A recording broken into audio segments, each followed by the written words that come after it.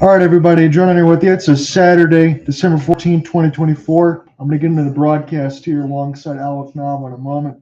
For the Houston Rockets, head coached by me, Udoka, it'll be Fred VanVleet, Jalen Green, Dillon Brooks, Jabari Smith Jr., and Alperen Sengun. And for the Oklahoma City Thunder, they're 19 and 5, 4 and 1, just like the Rockets are. Rockets are 17 and 8. They're head coached by Mark Daigneault. Shai Gilgeous-Alexander, Cason Wallace, Luguentz, Dort, Jalen Williams, and Isaiah Hartenstein will be the starters of record. I'm going to jump into the broadcast now. We got about a couple minutes of pregame, and then that's it. Spot shooter. We're mixing and matching around his absence for sure. I love the guys on this team, on this roster. I think we have a lot of depth, and yes, we're mixing and matching. But that's what is required right now. These two young teams with elite defenses. John, it's a pleasure to have you here. How are you doing, my friend? I'm doing good, man. It was a lot of fun. I was so happy to be wrong a few days ago when I said first to 90 would win against the Golden State Warriors and the Houston Rockets. The Warriors get to 90, and the Rockets close with a 7-0 run and a stunner. We'll see what they can do against one of the best defensive teams in the league. Honestly, both of these teams are probably some of the best defensive teams we have in the league. So this should be fun. Shades of Clutch City from time ago, such as in 2015 with that comeback against the Clippers. Shades of Josh Smith and Corey Brewer and James Harden in that game 7. But this year it feels like something is different. It does, and I know some of the stuff I saw in the pregame in the mix between Kendrick Perkins and Bob Myers and the like. They mentioned not just thinking that Oklahoma City might win this whole thing. Again, we can talk about it a little bit once we get to the halfway point because the Milwaukee Bucks will be standing in their way as far as this tournament. But they're thinking Oklahoma City might win the whole thing and get to the NBA Finals. Is that in your thought process? There is a realistic opportunity that happens because the Thunder, they're pretty much one of the two main threats to the Celtics' repeat chances, the other being the Cavaliers. If you feel me there. The Thunder, they do have the pieces. They have an MVP candidate who arguably should have won MVP last year. They have it all. I'm going to say this, and not just because you're in the party here and we're doing this call here, Alec, but honestly, I would love to see the Houston Rockets repeat that performance then, especially in that second quarter against the Golden State Warriors. If they can do that and get close, I do think that they can win and get to Tuesday against Milwaukee. And the ESPN panel did say that one of the guys on the ESPN panel said and made a prediction that this could be a potential Western Conference Finals preview. If that happens, I'm going to have to probably split in between some of the hockey coverage and work those games with you because I would be excited. Oh, yeah, for sure. I would take either this or the fight for 45 between the Rockets and the Mavericks. That would be a dream come true. That would be another really good one as well. I'm looking forward to this. Again, we were able to do this a little bit last year, get all the way through the NBA Cup when it was in the mix in between the Celtics and Pacers and profile and some of that. Now we get the Western Conference side of the bracket here in Vegas. I know whoever is going to play on Tuesday, and between these two, I'm just going to be honest. I know Milwaukee is there standing in the finals, but I don't see them beating Houston or Oklahoma City, in my opinion. I mean, they do have a championship with them, but old acquaintance already. It is, and again, maybe it's because I hadn't seen the Bucks that much this year. I understand in between Damian Lillard and Giannis, and they're starting to get it going of late. But I still think there's some flaws there in comparison to both of these rosters. I think even though the Rockets are very young, I've already seen their talent. We already know what Oklahoma City is, and that's even with minus Chet Holmgren. They're still very good. So I'm looking forward to this one. I don't want to step on your toes. If you want to do the first and fourth again, I'll take the second and third, or if not, we can mix however you want.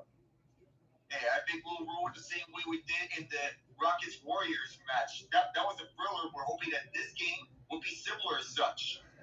Am I seeing this right, Alec? In 5 games in the NBA Cup, Shai Gilgeous has 32, shooting over 53%.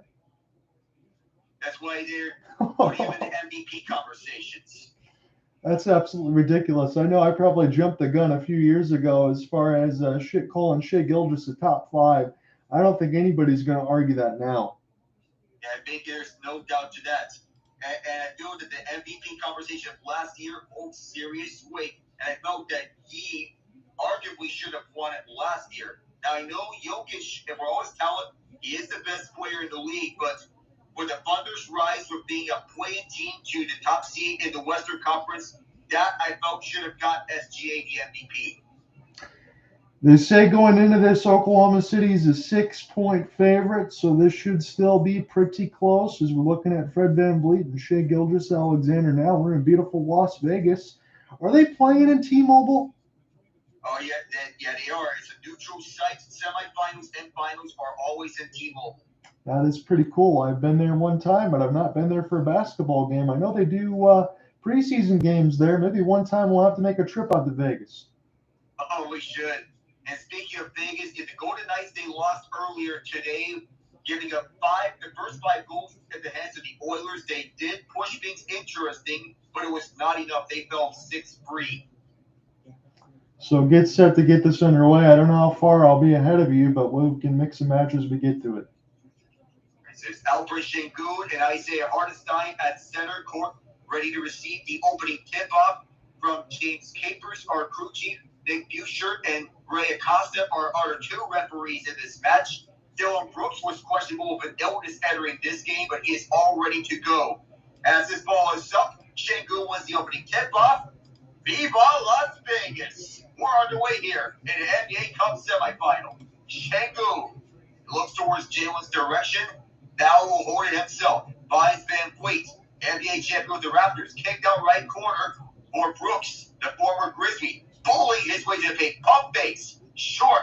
And his ball will land onto the head of Cason Wallace. He and Dort being 2 of the best defenders on OKC. Oh, what a layup attempt. And Hartenstein grabs it. We do have a whistle, however. I'm going to try to switch my feed really quick, so you hold the fort here for a moment, Alec. I think I might be a little bit ahead of you. This was, I don't know if this was a foul or not, but nonetheless, Houston has it. This will be VanVleet, who's watched one-on-one by Dort. Sengun over to Jalen. Switch with Wallace on him. Kicked out at the right wing side. Brooks. Bounced off. Tipped up. It lands onto Wallace again. Nearly a minute gone in this game. On the way to the paint. Kicked out. Wallace. Extra pass. Hartenstein. Hartenstein will look one more time. Then reverses directions towards the left. No catch and shoot. As Hartenstein sets up the screen, and here is Wallace who overshot it. Sengun with another rebound. No scoring so far. A minute in.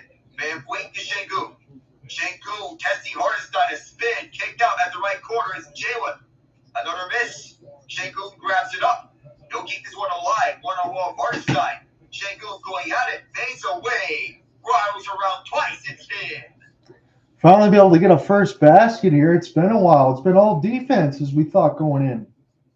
Yeah, expect it to be a lower scoring game in comparison to when the last 2 teams meet, when it was a 119-116 match because of Fred VanVleet's 38 points and SGA's 32. Loose ball scooped up by Williams, airballed. VanVleet will grab it. VanVleet towards center. We'll kick it out for Smith. Extra pass. Here's Dillon Brooks. Dill pick goal with the first free. And that's a 22-foot three-point jumper. Just a second free point attempt. In the last few possessions, if OKC wants attempts again, another miss. Sengun grabs another board and will set up Brooks over to VanVleet. As just mentioned, he'll lock the free. Might have got fouled behind the line. There's no call. Hartenstein picks up the rebound. I don't know if VanVleet got struck up onto the face. As Hartenstein will look. Press tight coverage. One-on-one with Smith. Over to Jalen Williams. Here is Dort. Lift off here. Too far. And VanVleet gets to the rebound. These 2 teams, excellent defending and excellent rebounding. Ball is knocked loose off of Jalen Green. A crisscross from SGA. On his way to the paint. And he will drop out. Yeah, trying to get a little handsy there. As it'll be the first, semi-stoppage that we have. But there's been a lot of defense here between these 2 teams. And it's good to see the Houston Rockets getting the first 5 points. If they can get a few more here, Alec, they'd be in good shape.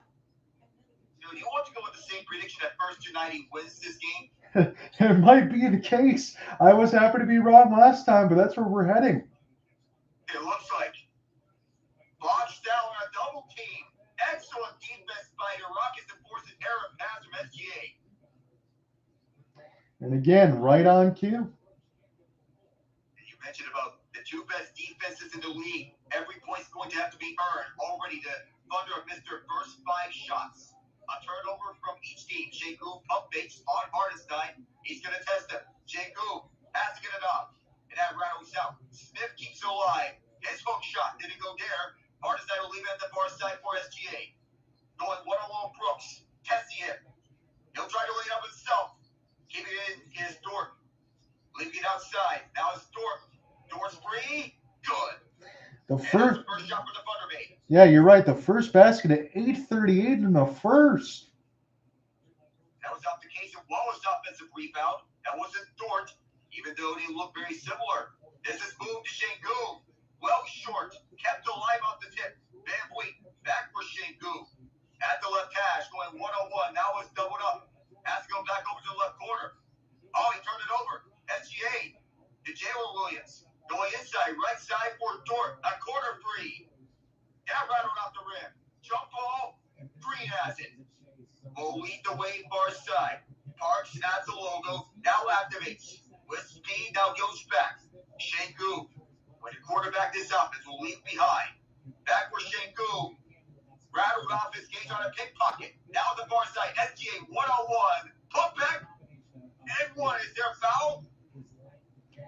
He didn't make it, Alec. He's going to go to the line to shoot 2. Yeah, he didn't make it. The foul was before the putback. So it was on Jabari Smith Jr. So that foul was before the putback. I will tell you this, Alec. You've had a lot of action on top of you here in the first. There just hasn't been a lot of chances to get space and create shots here. All the lights are on here at T-Mobile Arena. Everyone's sort of lights out performance. Not right now, but SGA makes the first one. How about 14 straight games with 25 points for the Toronto native? That's just absolutely ridiculous. Probably the best player that we have in Canada. I would say that. 5-5 now. Yeah, I can second you there. Best player from Canada right now. Gilgeous-Alexander as VanVleet will lead the way. Left wing side to Jalen, and now it's Sengun. Sengun testing Hartenstein one-on-one, especially for a screen. At the right side, beautiful read on the passing lane. As the intended man was VanVleet. That was SGA with the steal. Hartenstein wants to go back. Errant pass. Sengun will pick it up. Long pass for VanVleet. VanVleet testing the basket. He is fouled. And the Thunder might not be happy with this one, Cason Wallace. No, they won't. Again, it's going to be one free throw and then timeout, so you'll be able to get that. Either feed I have will be 30 seconds ahead of you, so we're just going to have to make do. Yeah, VanVleet is shooting 2. 7:17 left in his first quarter, and if we do get a timeout, I believe that we would be seeing some changes over, and the first bench unit is coming up. VanVleet makes the first one, so high five, and the whistle blows for a timeout used by Mark Daigneault. And I agree with you. That's probably where the subs are going to come from. Again, little auspicious start for both of these clubs. Again, we talk about how good they are defensively. A century 1 and 2, you would think about it really. And we'll see what ends up happening with the rest of these as far as bringing in the bench and trying to find some points. But you know what? Again, 7-17 in the first and 6-5 Rockets. Game still just getting underway. I think we'll start to see these teams get their footing in a little bit. But I don't think it is a bad call, Alec. Go ahead and bring in some bench units, get them some burn, and get settled into the game. Yeah, that's a good idea. If you're both the Rockets and the Thunder, probably use those substitutions right about now. Then you can get someone off and then get them onto the game. I would believe that if you're OKC, you could get someone like an Alex Caruso or Isaiah Joe. And if you're Houston, probably get Thompson or Tari Eason onto the game. I want to ask you, Alec, because I was looking through the roster, looking through some of the heights. I know that's not something very common sometimes, but it seems like off the bench, whether it's Joe, Caruso, Aaron Wiggins, Ajay Mitchell, or Kendrick Williams, you got guys that are about 6'5", 6'7". Their bench is actually kind of small, isn't it? Kind of small, especially when you don't have Chet Holmgren or Jalen with a Y, Williams, on your disposal because both of them are hurt and they have missed time. The healthier, the better for OKC, but they're still dangerous no matter who they bring out. Who do you think would be their go-to guy off the bench? Maybe Joe or Caruso? I would say either of those two. Okay. That's what I was kind of looking at too, just to see maybe where they can find some points. Obviously, close to the 48 minutes, you'd expect Shai Gilgeous probably play an easy 40. I like Luguentz Dort as the Swiss Army knife, and Hartenstein's not too bad as a backup big. I mean, honestly, he's been pretty good. He's found a home in Thunder. I know he's played some time with the Knicks, but I think he's enjoying his probably best play of his career in OKC. Yeah, this is the best time that he's playing right now at OKC. He's everything that the Thunder needed in the absence of Chet Holmgren. So what do you think? Again, Alec, it was a 6-point favorite here for the Thunder. Do you think the Rockets are going to be able to take this one right down to the wire? I think it's going to be closer than many people would think. A 6-point spread in favor of the Thunder, I think, is a little disrespectful to the Rockets. We'll find out because, again, if they play anywhere close to they did against the Warriors, that's going to look pretty good. I'm looking at some of the NBA Cup scores that the Rockets have been able to get against the Clippers, Trailblazers, T-Wolves, Kings, and Warriors. Really only lost there to the Kings, but they've pretty much handled everybody else. Yeah, that loss was already with Western Conference Group A already clinched, so that game didn't really mean a lot to the Rockets, but nonetheless, it felt like it was more preparation for the first knockout stage game against the Warriors and to beat the Boogeyman. And again, with a team that's as young as this, head coached by Udoka, this is a valuable experience for them. Yeah, very good experience for a team that's looking to go from the ground up and looking for championship aspirations. Yeah, there's that overtime win over the Timberwolves, which was the toughest opponent for us at the group stage play, given the Timberwolves made it to the Western Conference Finals last year.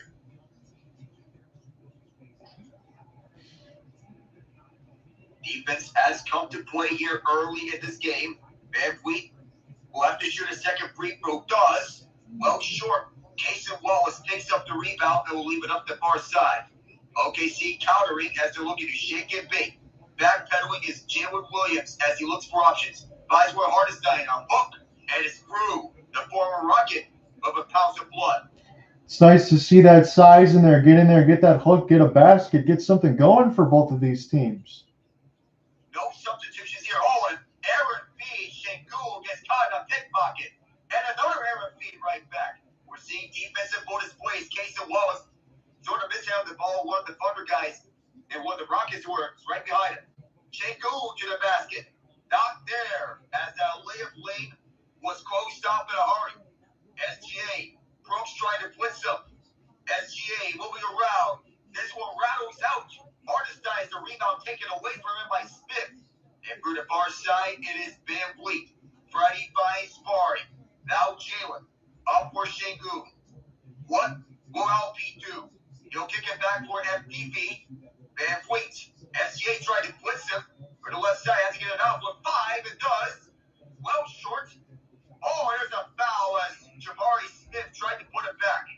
Yes, it is. He's going to go to the line to shoot two. And Hartenstein in that previous possession after he scored, he got hit in the face, no call. And we'll finally get some substitutions as Aaron Wiggins going to come in for Hartenstein, Amon Thompson for Green, and Steven Adams will get his first burn. He comes in for Sengun. I'm surprised we didn't get to see Steven Adams in the last game.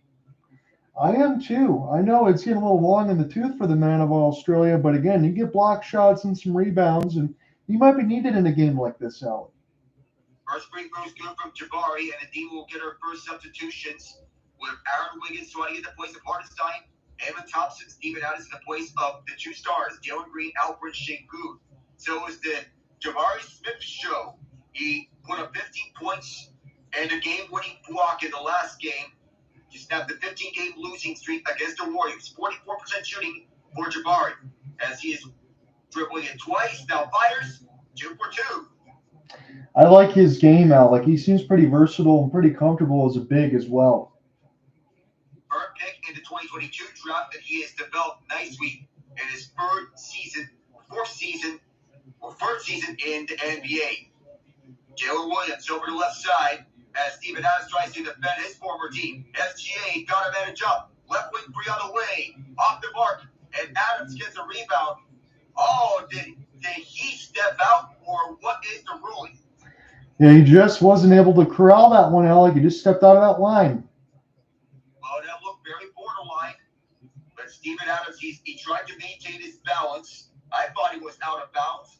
And again, At that last game, I thought it was a jump ball, but then in the 2-minute report, Kuminga made contact with the neck and shoulder area of Jalen Green. That's what the camera angle didn't show. And Steve Kerr didn't get that memo post-game, did he? Because he was pretty heated. Yeah, I think, that was the case. As VanVleet, he'll try, lay it up. Grab VanVleet with his left hand. Back the other way. Dillon Williams from the free throw line. Answers back. Nice 14-footer there as we get some back-to-back baskets, I believe, for the first time in this quarter. Go the other way. The tip shot goes for Steven Adams off the miss from VanVleet. So back and forth. Here we go, John. Yeah, and Steven Adams making an immediate impact since getting into the lineup. Kenrich Williams, who has just come off the bench, looks for SCA and finds return feed. Wastrom from the point. It's too far. And jumping up for the rebound, former OKC man Adams, who got hustled to the rebound at the ball chart free. Thompson at the right side. His brother Osar plays for the Pistons. Can't get that one through. It's a fight for the ball. Brooks didn't hustle to it. The Thunder did. SGA for the left side at the Carmax logo. Now backs up to center court logo. Feed up front, and Williams looks for Jalen Williams. Williams to Williams. There was no such connection there as the Thunder tried to tie it up at 12. Now on the right wing side, blitz, and now Brooks up front for Adams. Steven Adams, and I think there was a dogfight for the ball. There might be a foul, if not a jump ball. They're going to give a foul, Alec, on SGA. Steven Adams going to go to the line to shoot two. A little bit taste of revenge on his former team right after his final years with OKC for Steven Adams. But it's always nice seeing one of your former guys go up against you. That's what I'm thinking too, Alec, but I kind of wonder for Steven Adams if he even recognizes this young team besides SGA. Yeah, he makes the first one. I mean, Adams, he was part of the first few years of SG on the team when Shai Gilgeous-Alexander was mentored by one of the pure point guards in Chris Paul. 4:19 to go here in this first quarter. You have Dillon Brooks at the left hash. Thompson's over the right hash. Adams is 1 for 2 as he misses near side on the second shot. SGA already 3 points and 3 rebounds for Steven Adams. He made a tip shot and a free throw. SGA on a step back three. That is short. There's contesting for the ball. Rockets save it. It was Adams who got it up in time for VanVleet. Alex Caruso on the court. One-on-one switches VanVleet. Alley-oop. Oh, what a beautiful feed to Thompson. Man, he looks pretty good, Alec, already. I know it's a young player, Norman Thompson, but get up off the ground. That's nasty. Caruso wide open in the right corner. In and out. And Thompson will make that alley-oop slam. He'll take it himself. Going one-on-one. Ball is knocked loose. Lands back for Brooks. Get back for Thompson. Reverse jab. Second effort. Still is loose. Picked up by OKC. SGA going one-on-one. Immediately fires up three. Is too far. Jump for the ball. There was some contact on Thompson. Going to be able to go to the line again to shoot. Again, he's been all over the court since he just checked in, Norman Thompson. And how about Steven Adams, who just saved that ball and got it up on time for VanVleet? I mean, that is some fancy footwork from the old guard from down under. Yeah, no doubt about it. Again, not exactly fleet of foot anymore, but he's still got those active hands. He does. That's what Kevin Durant and Russell Westbrook have been used to in the years they were there. This first one rattles in for Thompson. See if he can end up getting both of these and what they want to do. It's not been a lot of makes in this game, but it has been fun so far. Yeah, it has. That Thunder team with Adams, Durant, Westbrook, also the likes of Serge Ibaka. Second one is too far. This is a chance for a 4-point play. Here's VanVleet. This bounces several times. This one deflected out off a rocket. So again, that hustle there, VanVleet just decided to almost shoot a logo three-pointer right after that rebound. He was feeling it. That was Daigneault range. Ime Udoka applauding his guys. If you want to know about defense, 5 of 19 shooting on the Rockets, 3 of 17 are the Thunder. This is excellent defensive play. Kenrich Williams goes inside. Now backs out. One-on-one Adams. He'll shoot a mid-range shot himself and nails it. So that's a basket that they need. See if they can try to get Shai Gilgeous-Alexander going, however. He's been on a cold tear. Anything that the Thunder can do, the Rockets can match that defensively. Several crossovers. Now the mid-range shot didn't go. A tip. Contest for the ball. It'll be SGA. Caruso calling for the shots. Puts a block on Brooks. SGA going to the baseline. Waste this hand. There's the SGA that we need to see. Yeah, they're able to split right through a couple defenders there in Adams and Brooks. One of the best unguardable players in the association. VanVleet going one-on-one. He does a crossover. Isaiah Joe. Brooks makes it. Number 9 on number 9. Now going to the paint. Pass over to Thompson, left corner. Banks now fires it. Rattled off the rim. And Caruso goes down protecting the ball. We're going to get set here, Alec, for a TV timeout right at 2:05. It's 16-13 Rockets. And that was a loose ball foul on Kenrich Williams. And it's a timeout called by Udoka. Believe that he wants to get his main guys back onto the court. If you want to get Sengun and Green back out there, I think this is the time. Have your scorers there. I think so, too. You got to try to find something here. Again, we talk about it. This is kind of crazy. And buckle up, anybody, if you're listening to this again. The Rockets are 1 of 7 from distance, and the Oklahoma City Thunder are 1 of 10. Both of the games that Alec and I covered in between a few days ago and today. 3-point shooting is not the speciality today. Oh, not unless if you're a 3-point shooting specialist, if your name is Steph Curry or Damian Lillard. It's not that kind of game. This is old school hoops right here. Yeah, that's what it is, because the Rockets are 5 of 21. The Oklahoma City Thunder are 5 of 19. Again, there has been more free throws in this game than we saw pretty much all of the last time. As Rockets are already 5 of 8. Oklahoma City's 2 of 2. Rebounds 19 and 11 in favor of Houston. There's been a lot of battles, again, as Alex said. Not a lot of fouls called from what we would normally see from some of the contact. I think that's going to continue. And I'm just looking at here again, James Capers will be the headline referee tonight. And to say the least, it does do wonders that, well, speaking of the Warriors, that right after the game, that they want to reach out and get a boost to their line. Their rotation was in flux ever since D'Anthony Melton tore his ACL. Right. So they decided to give Brooklyn a call, and they acquired Dennis Schroeder and a second-rounder for Melton and 3 second-rounders. Wow, so that is a good boost there for GSW. I think that's a good trade for them. Yeah, give your second unit a boost. Have some spark off the bench, because Melton's absence was very glaring for you. And they had to trust Lindy Waters for some time, and there's no shade towards Waters. He looked good against Houston, but you want to get someone who's more consistent on a night-by-night basis. Yeah, now, I think that trade does make a lot of sense, because not only, as you mentioned, it boosts the bench, but it doesn't really break the bank as far as those big picks. Because, again, we talked about it not too long ago about trying to figure out maybe somebody like Jimmy Butler and this and that. That might sound like a pipe dream. I understand Golden State wants to go ahead and extend their window, but you don't want to take too many of those picks down the road and burn those all the way out, because who knows? If the Warriors don't get things turned around, they could be a rebuilding team. They might use those picks.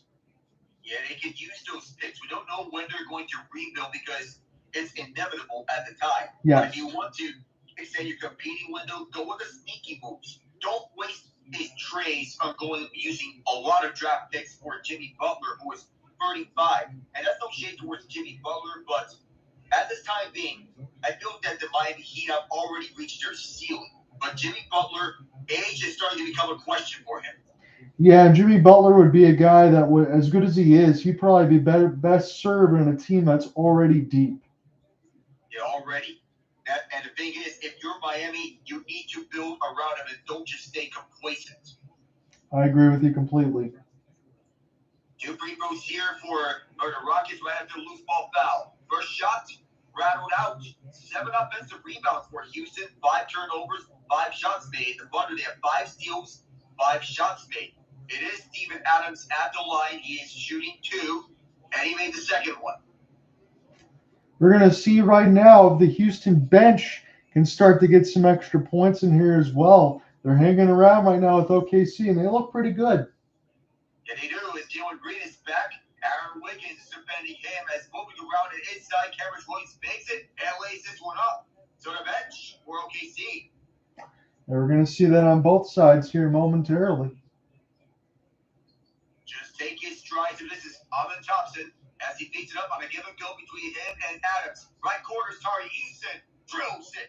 Eason from Humble. That's a good pass there from Thompson. Wide open in the right wing corner. Left wing side is kicked out for Cameron Williams. He answers back. Williams throws one from Norman. Yeah, we haven't seen that a lot in this game with the three-point shooting. Back-to-back baskets for both squads. It is a two-point game nonetheless. With a minute 08 to play. Backed up all the way to the NBA logo is Eason. Delivers it over to the right wing side for Thompson. Thompson goes back for Eason. He'll fire another free. This time he doesn't connect. Loose ball. A chase for it. OKC will have it with 55.8. So as we stand right now, it's a 20-18 game. The Rockets lead by 2, and I think both teams are finally starting to get some shooting going. And they are. They're starting to get a little hot from deep. That's not saying a lot, but they maybe find their strides on the shooting side. Going across is Gilgeous-Alexander. The Thunder made their last 4 baskets after missing 14 of their first 17. So this is the hot Thunder team that you want to see. SGA, watched by Eason. A screen there gets the switch on to Jalen Green. SGA will step back and fire to the left wing. Didn't go there. There's another miss, and Thompson, who has it? I think Houston could have it. No, what's his last touch by Thompson? That's what I'm seeing right now. It's going to stay right where it is. Oh, a little discombobulation from the Houston side from Thompson. 30.5 seconds. The shot hit the rim, so the shot clock will reset. More points for SGA. This is about it for Isaiah Joe. Joe with Sengun reaching on him. Caruso going back inside. It's a reach-in foul against Houston. That will be on Alperen Sengun. We've got about a second pretty much from the shot clock, game clock when we get to it. Sengun was reaching in, trying to get towards this ball. He went to aim towards the ball, but accidentally reached towards the arm. Oh, error pass, and that will be Houston ball now at 24.7. Try to get something going here just to get another basket, get close, get this away from a 2-point game. The Thunder are 2 of 12 from 3. The Rockets are 2 of 9. Jalen Green going 1 on Caruso. Inside for Smith. On the free throw line. Rattled out. Rebound is grabbed by Cameron Williams. Says, get off me. The ball is loose. Thunder are going to have to hurry. They'll take this one across. SGA putting up the last shot at the buzzer. Rattles out. And the score remains 20-18 after the opening 12 minutes. So I know Alec asked me this, and again, it'll be my apologies because I'll be about 25 seconds ahead of Alec on some of the stuff between the second and third, but we'll make do and get you through this call because we want to do this and then the Tuesday game. But Alec did ask me first to 90, and I kind of doubled down. Are we going to get to 90 is the question. I mean, are we even going to get to that? I think we will for one of these teams. I just don't know who is going to be who, but I would expect that the Thunder, I don't know if they're going to cover the spread. I lean towards no. I agree with you there. I'm 100%. The Oklahoma City Thunder lead on the shot board at least. 7 of 23 for 30%. The Rockets just 6 of 24 for 25%. The defense has been good, so I won't get it twisted there. Just want to make sure I make that mental note. The Rockets 6 of 10 from the layup line, and then 2 of 2 there for the Oklahoma City Thunder. So free throw advantage stiffly in favor of the Rockets right now. They've been able to get 6 points there. They look good when they get a chance to get to the line. That'll probably have to continue. Both of these teams will probably have to try to force in between, especially if they're not making shots from distance. We might see people putting their head down trying to get to the rim. They build baseline plays. You want to get towards the inside the paint.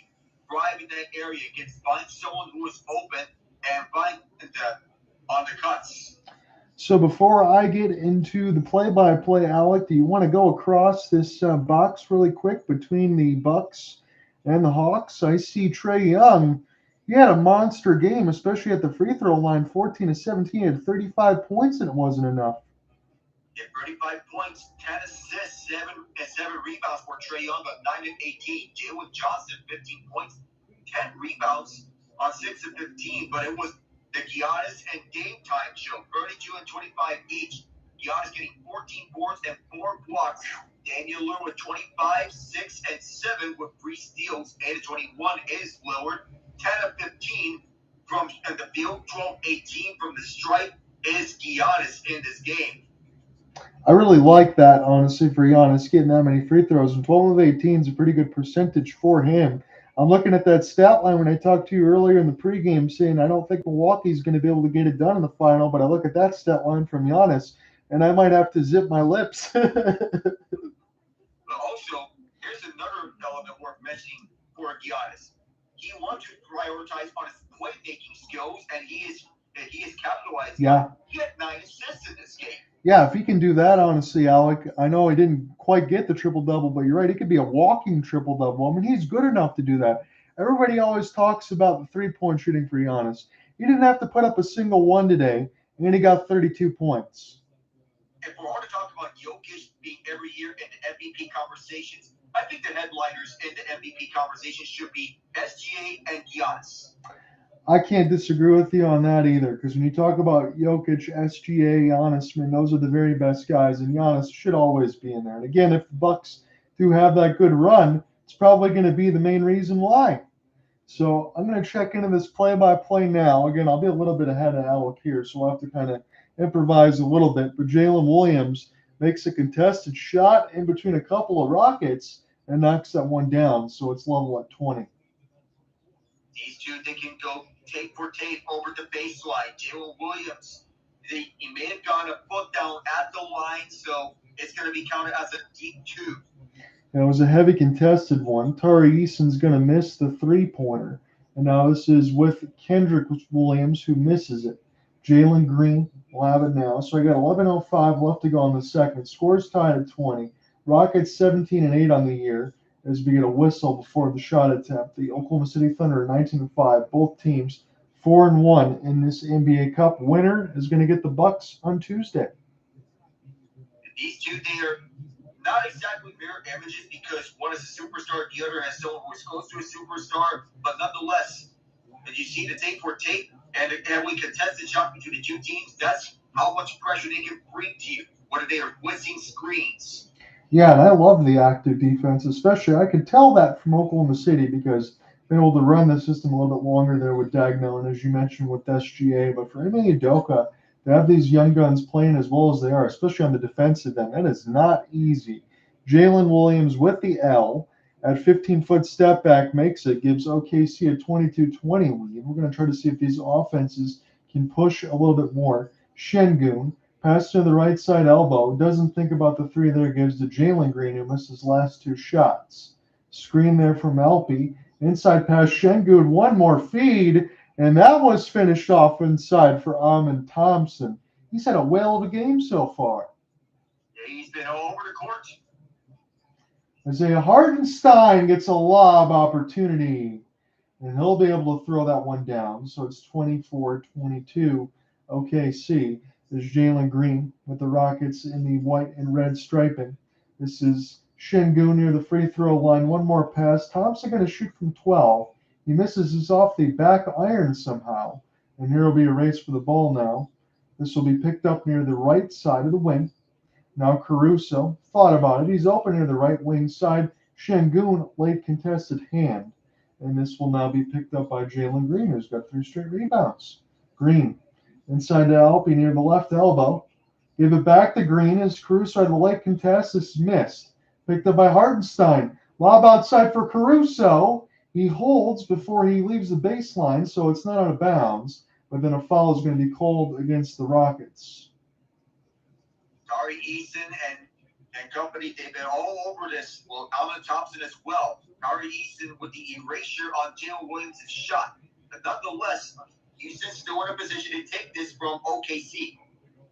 I am beyond happy to say across the TV screen, I know Alec's going to get the camera shot in a moment, that the Big O is in the building. That's pretty darn cool. Yeah, it is. Hakeem Olajuwon. Houston legend with those 2 championships at his disposal. So you got an opportunity now, as this one's picked up here for the Rockets. Give him a check to make the lane is Tari Eason, as it's 24-24. Here's all sorts of contact in between the paint, and then we'll get an opportunity here for the Rockets to take the basketball. So again, all sorts of traffic in front.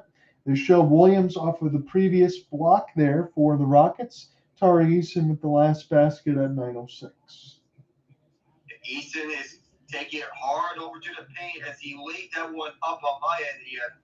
Akeem Olajuwon has to be happy with that. Yeah, it was Oscar Robertson, I know, in the building. I couldn't tell who was on the other side. I don't know if it was Akeem or not, but I don't think it was, as this was picked up now for Aaron Holiday. Now, Fred VanVleet. VanVleet pocket pass. Easton's going to take another one. He's going to knock it down at the top of the key. So he got a three-pointer made late in the first. He's got one now at the 8:35 mark, and Houston takes the lead again. Momentum can swing from one way to another between in such baits. Like if you're going to get a three-pointer, it has to be earned. Even though there is a foul against Eason, nonetheless, Eason does have that confidence to shoot the three-pointers when any given moment is provided, like Fred VanVleet. Yeah, you're right, Alec. And again, in between Eason and Amon Thompson, especially bringing those guys in off the bench, and I keep talking about how young they are because you have to, as this is a spin layup from Jalen Williams at the 8:16 marker. It's now a 1-point advantage for Houston, 27-26. But I'm impressed with Eason. I'm impressed with Amon as well. Being able to get offense, bring in defense, and use those young legs. Again, that's what you expect from the young players, but they seem advanced for their age and their skill set. Opportunity now for Jabari. Go ahead. No, go ahead. I'll speak afterwards. So this was now rebounded here for Jai Mitchell. Now cross the lane in a big foul. See who picks this one up here. It's Aaron Holiday. You mentioned about the young core of the Rockets. They're now playing like they're NBA veterans, and they're not even 25 just yet. Their ability to showcase their skill set at this high level with the help of such a veteran and experienced guys like VanVleet, Dillon Brooks, Steven Adams, and Aaron Holiday, it showcases why this is a rising team. No, I agree with you. And again, going in from the offseason, as you mentioned, with some of those guys like Dillon Brooks and Steven Adams, you bring in those veterans to help coach these guys and get them better. You're bringing in Udoka, as you mentioned, alongside with the Celtics to help kind of instill a system. It's not going to be the same system that it was in Boston, obviously, but get these guys to play in big minutes in prime time and have them feel comfortable. And it certainly looks like they're doing that in Houston. They are. So free throws were made for Jai Mitchell, as now Oklahoma City has a 28-27 lead. Jabari Smith now for Fred VanVleet in the corner. This will go back to Jabari. Got to put his head down. Shot clock down to 3. Trying to get off the outstretched hand, I believe, of Wallace, and this one is missed, as now Oklahoma City has a chance to run offense. Again, they got the all-orange here in Vegas with the white stripes. Luguentz Dort for 3. He missed it at the top of the key. Caruso couldn't find him. And active hands everywhere. Make it hard to even find space. Jabari, one more pass. Dillon Brooks has a wide open 3 at the top of the key. He knocks it down. It's 30-28 and a timeout for Mark Daigneault. You mentioned about Canada natives. Gilgeous-Alexander, a native of Toronto. Dillon Brooks, who's also from Canada, says, I want in on this. The Mississauga native was wide open and showcases that even though he's no longer Grizzly, he can showcase three-point shooting like he did in Memphis when he was with John Morant, Desmond Bain, and company. And Dillon Brooks, that grit and toughness from him. Yeah, I think he's a good fit. A little bit of sandpaper, as you mentioned there with Dillon Brooks. Not afraid to get under the skin of players, but you know what, Alec? When you're a professional athlete and as good as you are, you got to be able to get an advantage. And sometimes that might be from some of the words that you say as well alongside your play. Grit and sandpaper. like if you're looking for someone who could be a perfect fit on a hockey team, that's what Brooks provides. So I want to look selfishly in on some of these hockey boxes, and I'm noticing the Pittsburgh Penguins starting to get on a little bit of a run. That game is 2-2 between the Sens at Canadian Tire with 4:36 left. Yeah, I'm surprised the Penguins are starting to put a bit of a run here. I thought we were dead on the water in the past, but not so fast. Ever since once we acquired Philip Tomasino from Nashville, it feels like we turned on another gear. All Tomasino needed was a change of scenery. He didn't look that good in Nashville, but now that he's in Pittsburgh, I feel like he's found himself a home. Yeah, he's starting to score some goals. A plus minus is positive as well. Again, you talk about some of those trades, different team, but again, same result for Nashville. Didn't they move on from Dante Fabro? No points in 6 games. And I looked not too long ago. He's a plus 13 with the Blue Jackets. And then you had Ellie Tolvanen last year, who was let go, picked up by the Seattle Kraken, and had done well. It seems like everything Barry Trotz has tried to do from year 1, which was good. In year 2, the team's gotten a lot older, and the Nashville Predators don't look very good, but the Penguins are looking better. Oh, that's ironic. I thought the Predators would be vastly improving. I may have said this earlier, but I thought this would be a team that's taking the next step. But they've taken a gigantic step backwards in year 1 of Stamkos, Marchessault, and Shai. That's the big shock to me. It is. Colorado, who they're facing, they need to get their injury trouble sorted out. Yes, they do. Again, that one's 7:55 in the first. I will get back to the NBA play-by-play in a moment once we get to it. Again, Alec mentioned this score earlier, so I'm going to take a deep dive into this one. Edmonton scores 4 in the second. That one is mixing between Zach Hyman, Connor Brown, Leon Draisaitl, who already has 22, and Corey Perry with his 6. Jeff Skinner scores the last in the third. It was 38 seconds apart. 6-3 victory for Edmonton. Stuart Skinner, pretty good night, 38 of 41 between the pipes. And Aiden Hill had a rough one today, just 28 of 34. The only wonder that Stuart Skinner had was when he gave a freebie to the Golden Knights a minute into the third period. Outside that, he was very good against Vegas, a team that Edmonton had trouble with in years past. Yeah, now all of a sudden we look at it, Edmonton's won 5 in a row. Again, Alec and I talked about it last year in January when it was like a 20-game streak, something close to that. And the Oilers are starting to look like that team again. So once we begin that calendar turn, we'll see where we are. Airball shot here for OKC. Thought there was going to be a foul there. Did Jalen Williams? He didn't get one. So this is going to be now with Houston. Got about 6:40 left to go in the second. John under with you alongside Alec Nava. This is the NBA Cup semi here in the Western Conference. The Milwaukee Bucks won their game earlier against the Atlanta Hawks, so they're waiting. As Dillon Brooks, half spin, hook. This one too strong off the front of the glass. It beat the shot clock. And now here come OKC. Chance to tie or take the lead. Dort puts his head down. He just lost the ball, but this will stay with Oklahoma City. Aaron Holiday may have gotten a piece of it, but nonetheless, just a little looser on the handle when trying to drive over to the paint. But Aaron Holiday, his brother Drew Holiday, being a defensive prowess, Aaron does bring that defensive tenacity to Houston.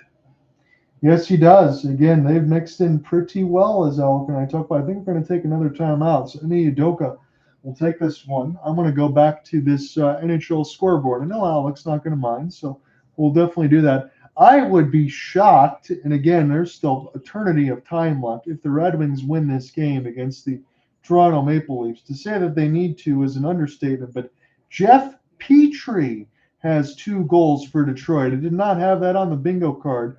Ville Husso right now in line to get the win, 23 of 25, but it's 5:50 left in the third. If you would have told me that Jeff Petrie scored twice in this game and scored his first 2 goals this season against Toronto, I would have said that you're out of your mind.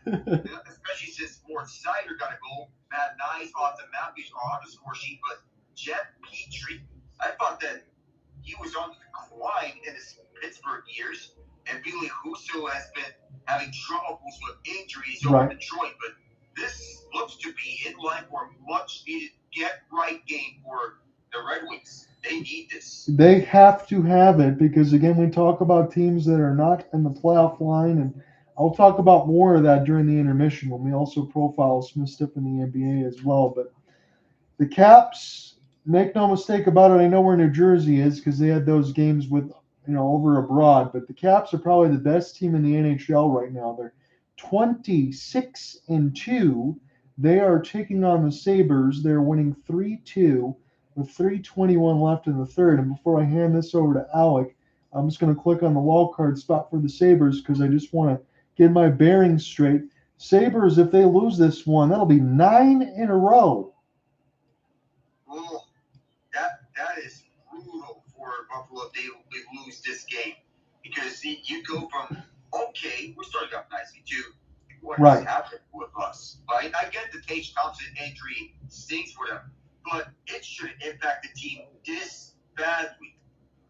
I saw at the KeyBank Center when I was watching a little bit of highlights there, Alec, in their previous game against the Blue Shirts, that they started the Fire Kevin Adams chants. Oh, man, it's been going that bad. And even so, the gap between last in the East and the second wild card, 7 points. Yeah, and again, it has been going that bad, as you mentioned, because I don't think, and I know I have my math a little bit wrong, Alec, but it's been almost, about 15 years since we saw the Sabres in the postseason? Oh, as this season, almost 15 years. You're one away, 14. Okay. If the Buffalo, if we go on this year. But you said earlier, this year should be the year that Buffalo makes it in. It's time. It's got to be, because it almost feels, and again, I almost said this with Detroit, but it almost feels for Buffalo like a never-ending rebuild. I'm looking at a chance at the line just to see if there was a coach's challenge. That's what a long break was from. And right now it says the Rockets are going to retain their timeout. It was a battle for the ball between Eason and Holiday, but this will be Luguentz Dort at the line when it's all said and done. Yeah, it was a little hand onto the ball from Tari Eason. The official spot there was a foul, but nonetheless, Eason got a hand onto the ball. It was a call from the officials. A coach's challenge from Udoka. I felt that Eason initially blocked the shot, but I think the foul was right afterwards. That's what I think as well. That's why the Rockets able to retain it. Luguentz Dort does make one. There's been a lot of missed free throws in this game. That's probably why the score is 30-29, and a lot of defense as well. We said first to 90, first to 70 maybe. Fred VanVleet from way downtown. This is at 29 feet, and this one will stay with the Rockets. Fred VanVleet, sometimes he wants to take the ball himself and shoot it from deep, like Steph Curry, Daigneault, Lillard do. But nonetheless, you have to know where your limits are. I agree with you. I think it's a little bit too early, especially you got time on the shot clock there, but you get the space. Still have an outstretched hand there of Caruso. They're showing a battle inside for Alperen Sengun. Looked like he was certainly held, as this is now the trigger man for Fred. Leaving now for Aaron Holiday, so the backcourt a little bit small right now for the Rockets. Good pass inside Sengun. Air balls the hook. Now Holiday missed it. Another back tap. This one saved again. Dillon Brooks for three. The Rockets had 3 opportunities at it. And now Sengun's going to pick up a loose ball foul at 5:38. And Isaiah Hartenstein's coming back onto the game. I thought Sengun got hooked when trying to fight for the rebound. That looked to be a loose ball foul. That's what I thought as well. They're showing the defensive efforts here for the Houston Rockets. Alex going to like this. Gilgeous-Alexander is 0 for 4 from 3. He's just 1 for 8 right now, as Hartenstein's going to go to the line. That's 3 straight opportunities to make a shot from 3, and Alperen had a good bit of hustle towards that 3. Good chances, but nonetheless, none of them made it. So back-to-back misses from the free throw line for both teams. Hartenstein finally makes this one.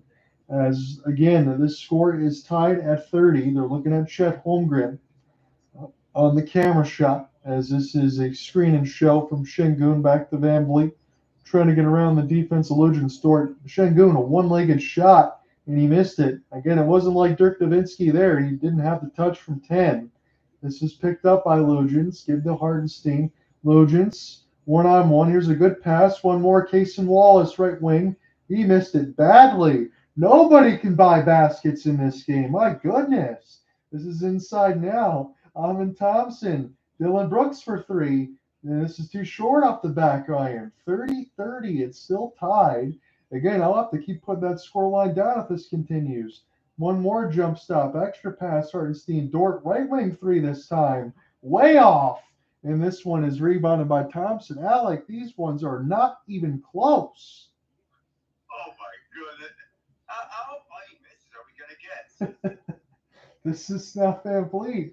Dillon Brooks. Here is an opportunity. Green gives it back to Dillon, right wing side. Pump fake. VanVleet shoots it. This too strong off the back iron. Just cascades of misses everywhere. Shai Gilgeous gets punched. And he might go to the line now because I think the Rockets are over the limit. Yeah, the Thunder are in the bonus. So that means free throws. If you're going to keep on missing, it feels like free throws could be the way to slow this down. The Rockets missed their last 7 shots, and it's still counting. Yeah, I'm not going to lie here to Alec when it comes to the game coverage. And again, I always appreciate those likes and retweets as always. I don't think my story is going to be very long if these guys don't start to put the ball in the hole. Yeah, if they keep on missing, it's really going to be a short one. So Shai Gilgeous-Alexander at the line. He is better than an 85% free throw shooter. So dare I say, not being the jinx, he should make both of these. And he does. Now Jalen Green. I'm going to take this one right to left. Thompson's wide open. And he knocks it down. So Thompson doesn't have any of the shooting bug right now. It's a long 2, they say.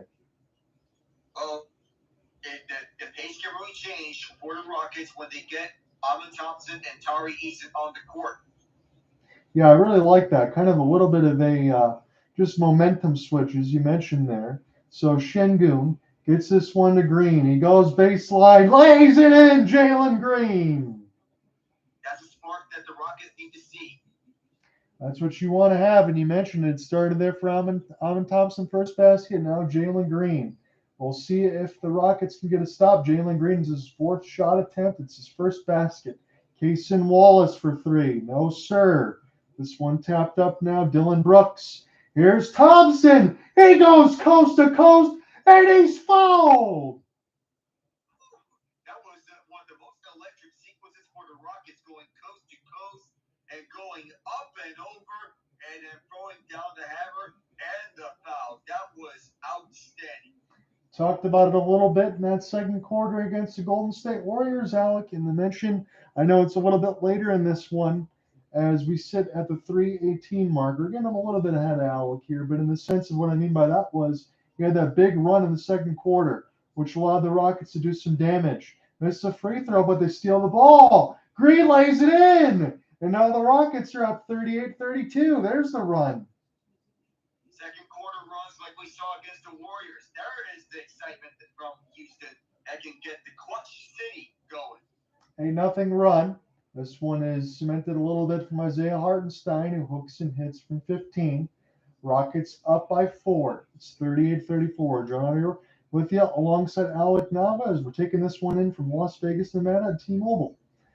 This is Sengun. This one taps all the way around the rim and then put in by Thompson off the putback. He has been so good off the bench in this one so far.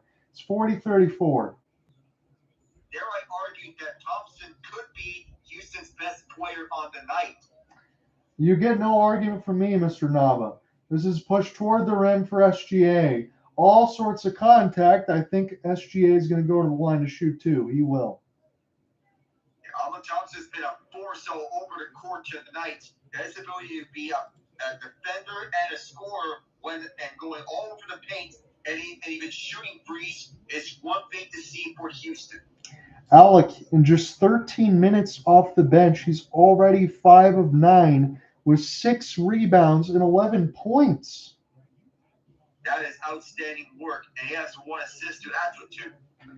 It kind of makes me wonder when you get farther along in his career, as SGA does miss one of these, he makes the second, but as Amon Thompson gets farther in his career, you'd think he'd be an automatic starter, but you also might like to have that bench production. He could be a big 6-man. Again, the ceiling seems to be the limit for this guy. Big step back, Jalen Green. He gets blocked. Outstretched pass. It's a 2-on-1. Lob for Dort. Cason Wallace couldn't get his hands on it, but this is saved by SGA. That should have been an easy conversion. Hartenstein. Dort goes baseline. Hartenstein now. He misses it. Back tap. Dort saves it. Puts his head down, and he draws the foul on Sengun with a third effort. And you did mention about Alec Thompson, or the potential could be, say, what could we have him cross onto the starting lineup on this Rockets team when or if Fred VanVleet goes. That's how I would believe this was going to be. Yeah, Cason Wallace just sort of flubbed that alley-oop attempt. I mean, I get that you want to feed him for a highlight reel dunk, but you gotta firmly grasp it. Yes, you do. And I love the way that you said it. I'm trying not to fall over myself here. Another missed free throw. Because we've had a lot of those of late for OKC. I think they missed 4 of their last 5. They're still 9 of 13. The Rockets' edge in this quarter is 20 and 18. That's the way it was in the first. Again, the ESPN box is a little bit ahead of me as well, as we get one more opportunity for Luguentz. So he makes it, splits the pair, and Houston's lead is still 4, 40 to 36. Foul trouble, this could be a problem. Brooks has 3 and Sengun has 3. You don't want to pick up any more here until we start to get to the second half. Here is Thompson. One more, as this will be picked up now for Jabari Smith Jr. is checked in. Back to Amon. Down to 2. He shoots a floater and knocks it down. Amon Thompson's unconscious. You don't want him to get into any more foul trouble because that's what a punter can capitalize. But Thompson, as you continue to mention, he's been a walking highlight reel for the Rockets tonight. This is fun to watch. And again, this is exactly why I want to see them play again on Tuesday. Foul, SGA, in between 2 players. He's going to go to the line after a hook and hit. Aaron Holiday was the one. But Alec Thompson, wow, as he slowed up and his shot on one leg from the free throw line. He's been walking along on water. Alec, again, I hate to say it too much. I know you don't get tired of it, but it's hard to believe that he's only 21 years old. Yeah, it's very hard to believe as such. 10 points for Shai Gilgeous now as he completes the and one. He's just 2 of 10. And yet Oklahoma City's got to be thankful they're only down 3. Both teams struggle to shoot. Somehow this gets tipped out of the air. Now Jalen Green got to go. Shot clock 6. He falls down. Leaves it here for Holiday, lets it go. But there will be a foul on the floor. This one will get picked up by SGA with 46 seconds left to go in the half. The big thing for OKC staying in this game is the 6 of 7 on free throws for SJ Gilgeous-Alexander. 1 of 2, Isaiah Hartenstein. 2 of 2, AJ Mitchell.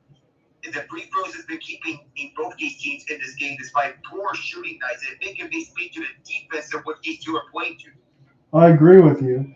I'm not sure what the foul is going to be called on, but I think they're going to give Amon Thompson on a moving screen. Isaiah Joe's going to come in for Hartenstein. And that's one foul that you want to avoid. The NBA is trying to get rid of moving screens in this league. So they want to call fouls on such moving screens and eliminate that. See right now if Oklahoma City can get this within 1 or tie. SGA from 14. He makes it off the front of the rim. It's a 1-point lead for Houston. This game has been nip and tuck the whole way through so far, just like Alec had mentioned. Here is Jalen Green. Shot clock 3-second difference. Got 15 seconds left to go in the second quarter. Jalen drives off the layup to Strong. All sorts of contact. OKC's got numbers. They'll give to SGA. Down to 3 seconds. Splits the double. Goes to the lane. Gets blocked by Thompson. And that ends the quarter. Houston's got a 42-41 lead. It's been all defense. Yeah, this is defense written all over it. And we can revisit that first 290 score prediction all over again. Well, and that may be the way it's going to be. First 290 is going to take care of business. And Jalen Green might got bumped at the end of that layup, but nonetheless, SGA, who's leading OKC as per usual, like it's his business, got sort of blocked on that last sequence. And the release might have been sort of late through 4 Rockets, I think. And we had a little scuffle. Yes, we did, and I want to make sure I mark this in the game store, regardless of how long it's going to be for Oklahoma City, they're 41 points. That's the fewest that they've had in a half all year. That's the surprising part.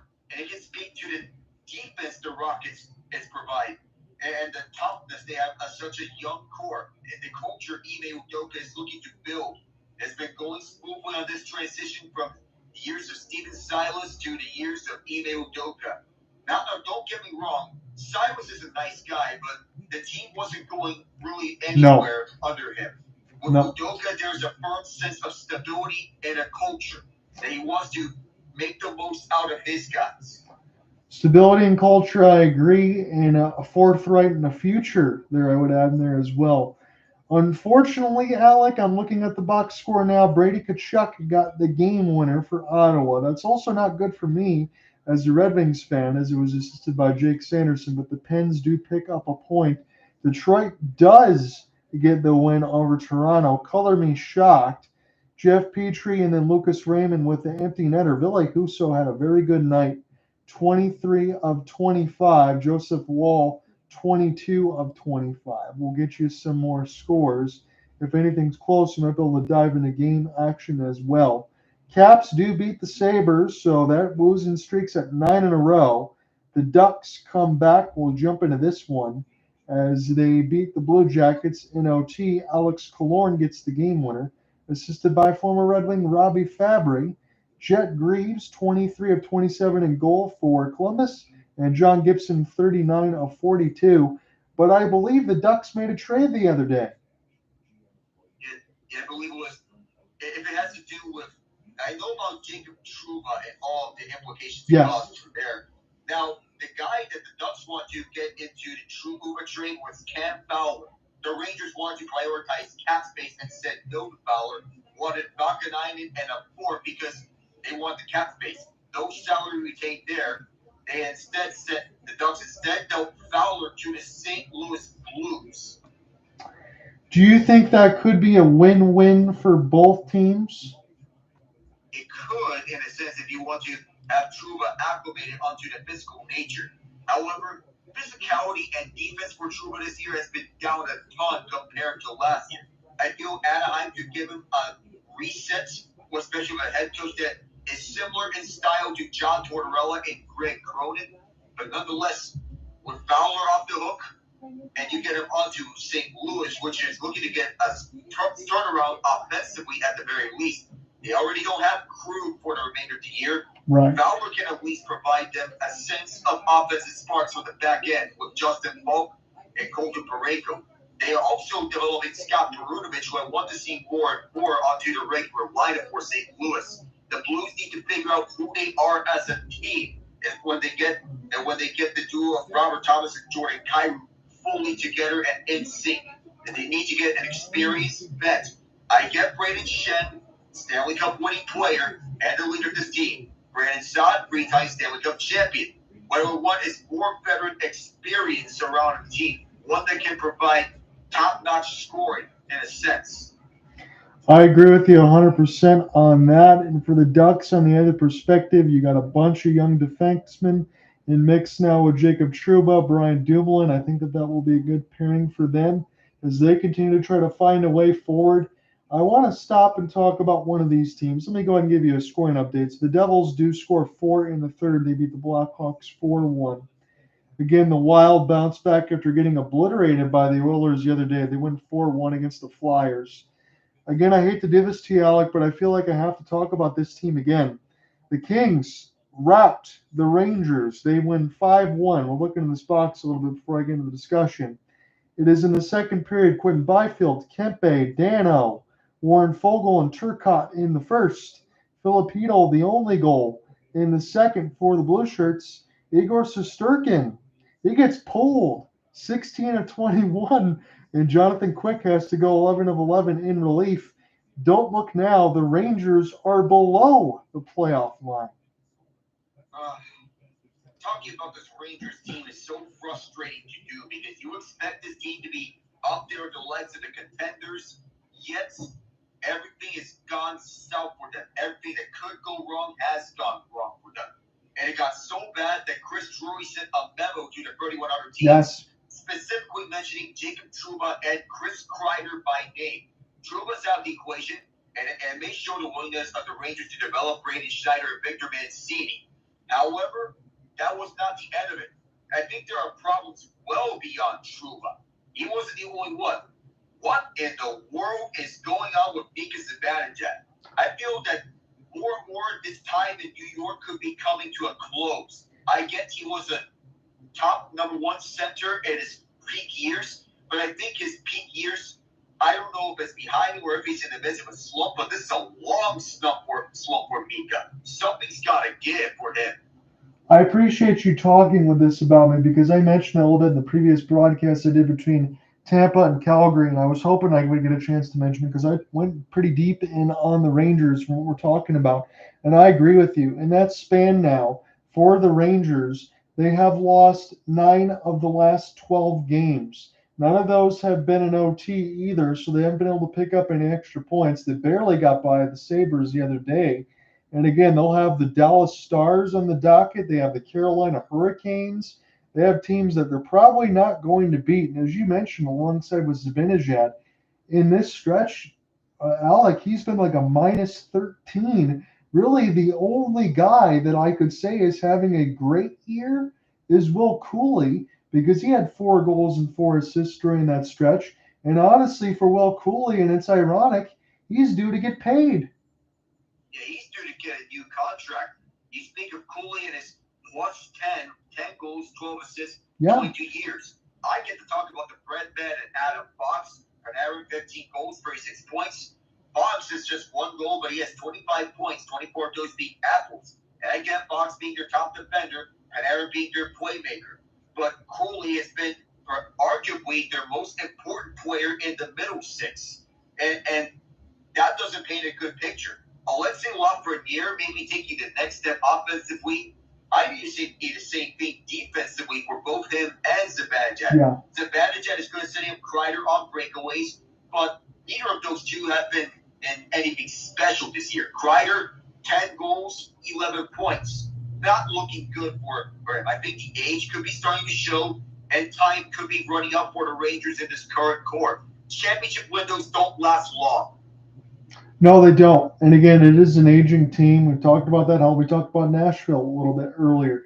But I got to ask you this, and I know that you're always honest with me and you're not going to pull punches. You do those hockey templates normally, Alec, when you start before the beginning of the year. And you mentioned it to me before about Barclay Goodrow, how he had the San Jose Sharks on his no trade. Well, Chris Drury said, hey, if you're not going to accept the trade, I'm going to waive you. He gets waived and goes to San Jose. They bring in Jacob Trouba in the office, as we talked about. I got Anaheim on my no trade. I don't want to go there. Well, there's nothing in the CBA that says Chris Drury can't waive in order to accept the trade, but Trouba does accept the trade. He doesn't want to get waived. He goes to Anaheim. I'm going to ask you this in all honesty. Do you think other players in the NHL talk? Because I know technically Drury's not doing anything wrong with the waiving side of it, but that's not the way you should conduct business. And if I'm Peter Laviolette, I'd have a hard time motivating my players because they're probably looking to see if the GM has a bullseye on their back. Yeah, it feels like it's too much to gauge, even if you're Peter Laviolette. What more could you do for a team that just made the Eastern Conference Final and lost to the worst possible opponent that you could possibly face? Yeah, the thing is, though, if I'm the Rangers and if I'm one of these players, now I'm starting to get really terrified knowing that one day you could possibly get waived if you're not willing to waive your no trade clause. Possibly that could have happened, and as a result, that could result in a lot of dead cap being accumulated from New York. That doesn't paint a good picture, not for the players on the Rangers, and not for the players who are considering to sign with the Rangers in the future. There are players who are monitoring this situation with their very eyes, and if they see this becoming a common theme in New York, I think the Rangers might not get so lucky in their next rebuild in bringing in players. I'm glad that you said it that way because that was the same consensus that I came with, Alec. I agree with you 1,000%. I think you look at that and you say, even in a team like New York, in a place like that, we just talked about Juan Soto not too long ago. New York's a hotbed for everything sports. You start running that kind of business around there, players will look at that and say, No, that's not for me. And you know what they're going to start doing, Alec, on their no trade clause? They're going to write New York Rangers. You know, when they put the pen to the paper, whoever they sign with their new teams, and they're definitely going to write the Rangers as part of their no trade clause because they see that the front office situation is not really the most ideal of sets. And then again, the Vegas front office wasn't really the most ideal with how they handled Marc-Andre Fleury, Sure. Eric Haula, Max Pacioretty in the past. Yet the Golden Knights, they got a Stanley Cup out of that. The Rangers, yikes. Yeah, no, you're right about that. And at least I would say for the Golden Knights, their goodwill, and this is just me, was being able to give Jack Eichel that surgery that he needed to be able to become the player that he wanted to be. Yeah, and Jack Eichel is now the player that he is now. Not just an offense-only player, but now a two-way force. Now more than just an offensive force, a defensive dynamo who can kill off penalties. Yeah, who would have saw that coming at the time? Again, we have a few other ones to talk about. I'm glad we're able to get the discussion. The Jets win 4-2 over the Canadiens. They're trying to get back to their winning ways. They're still 22-9-1. So no worries for them as they continue to move across.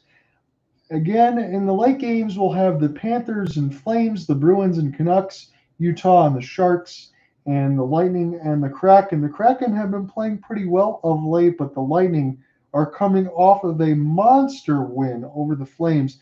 Nikita Kucherov had 6 points. And this was also with a highlight reel goal of Nazem Kadri. Yes. One of the bolts. Yet it was Nikita Kucherov who stole the show, and Jake Gensel was the Jake Shakes and the hat trick at Calgary. 8 goals worth of such. The Oilers and Penguins on the same night, they all outscored the San Francisco 49ers. My goodness, it's not often you could say that, but that's absolutely true. It's not ideal for San Francisco, but this is insane when you have 3 scoring nights from 3 NHL teams to put up at least 7 goals in a game. And the Oilers against the Wild and the Penguins up against Les Canadiens, and also this game with the Kucherov game, the Gensel game, however you want to put it. Let me ask you a couple more things here while we're still in the half. I was looking at some of the snubs in for 4 Nations, and why isn't Logan Thompson on Team Canada? Yeah, that one seems to be a little murky in my regards. I felt like he would have been a solid third goaltender right behind Adin Hill and Jordan Binnington. Whoever gets to start between Binnington and Hill. I guess the hotter hand between the two of them would work, but Thompson has been a pleasant surprise for Washington this year. Yeah, he's been absolutely ridiculous. And then the only other one for me, and I can understand if you want to argue against it or not put it there. Gentlemen. What's going on, Ian? The only other one for me, Alec, that I wanted to mention, because I know you got Swayman, Ottinger, and Hellebuck, and that's going to be hard to try to take away from either one of them. But Anthony Stolarz has been very good for the Maple Leafs. He has. He has been very good for the Leafs as a 1A goaltender. He and Joseph Wall is going to start, but nonetheless, Stolarz and Wall, they've been solid. Stolarz especially.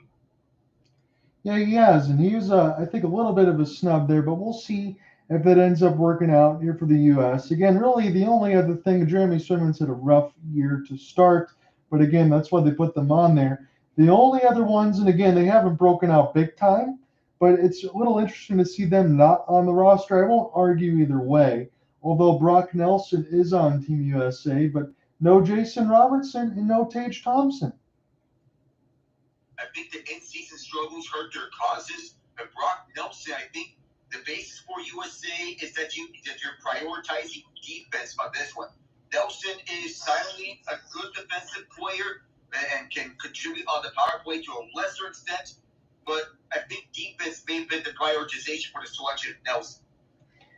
Again, I wanted to get all those in there. We got a lot of good intermission discussion there, Alec. I appreciate it as always. I'll get set to take the third, and then you take the fourth.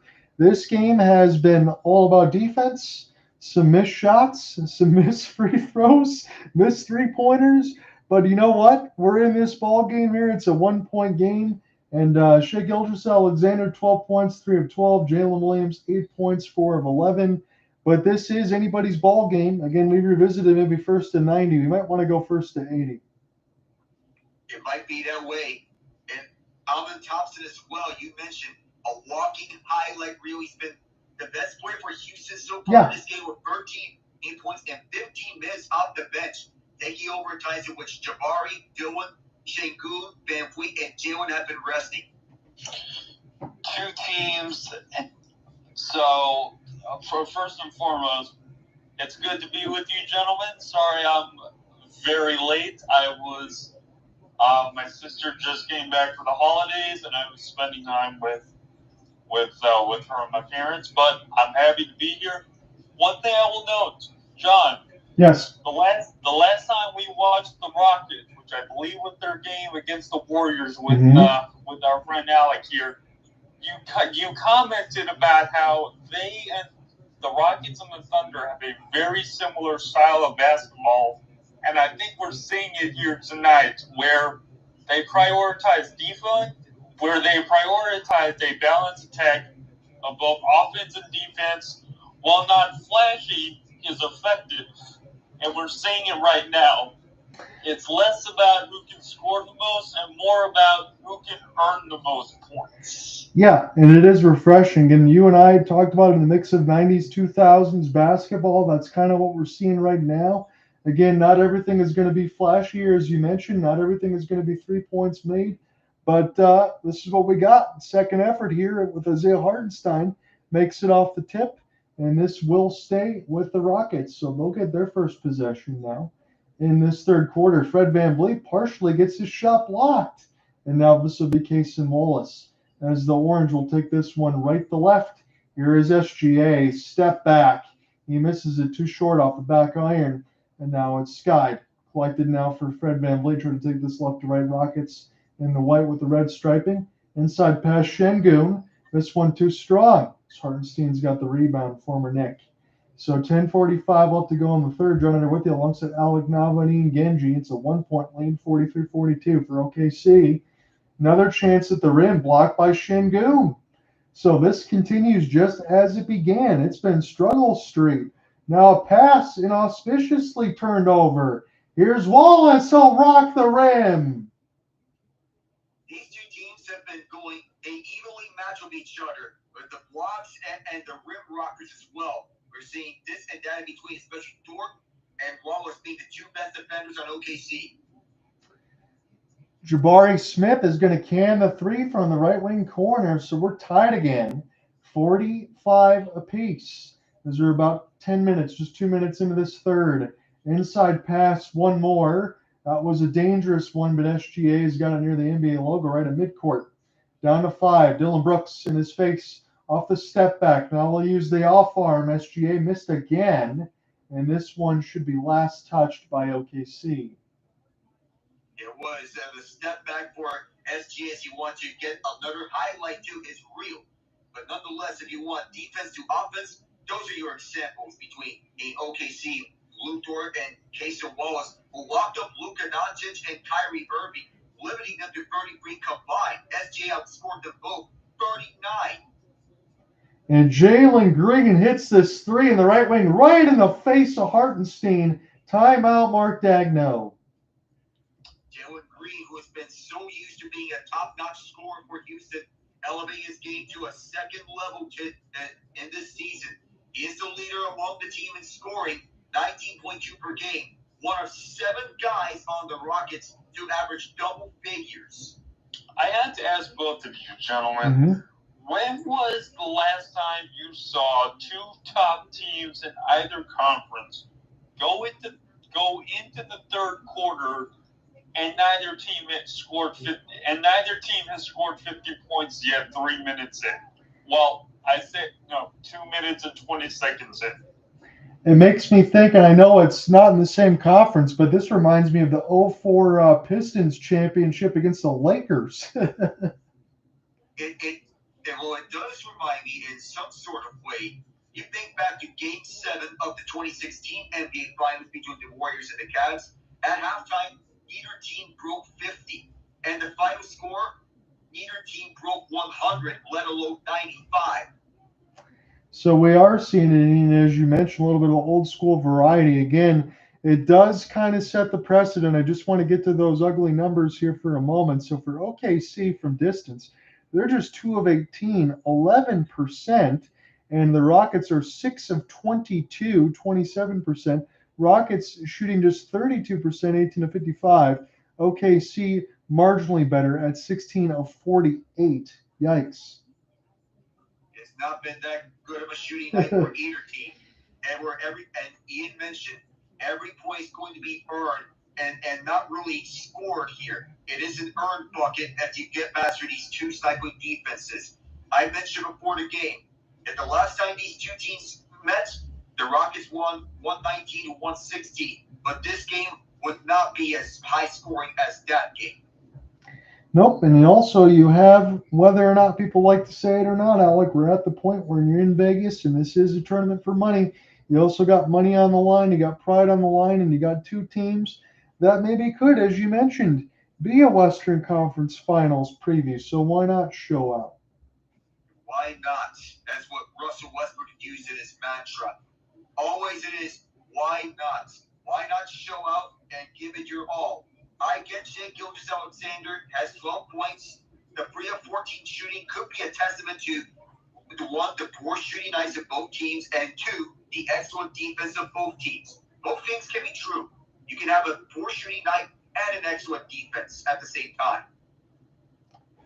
So one last thing for me before I jump into the play-by-play, Alec, and again, if you don't have the answer to this, no problem, but Jalen Williams, 4 of 12.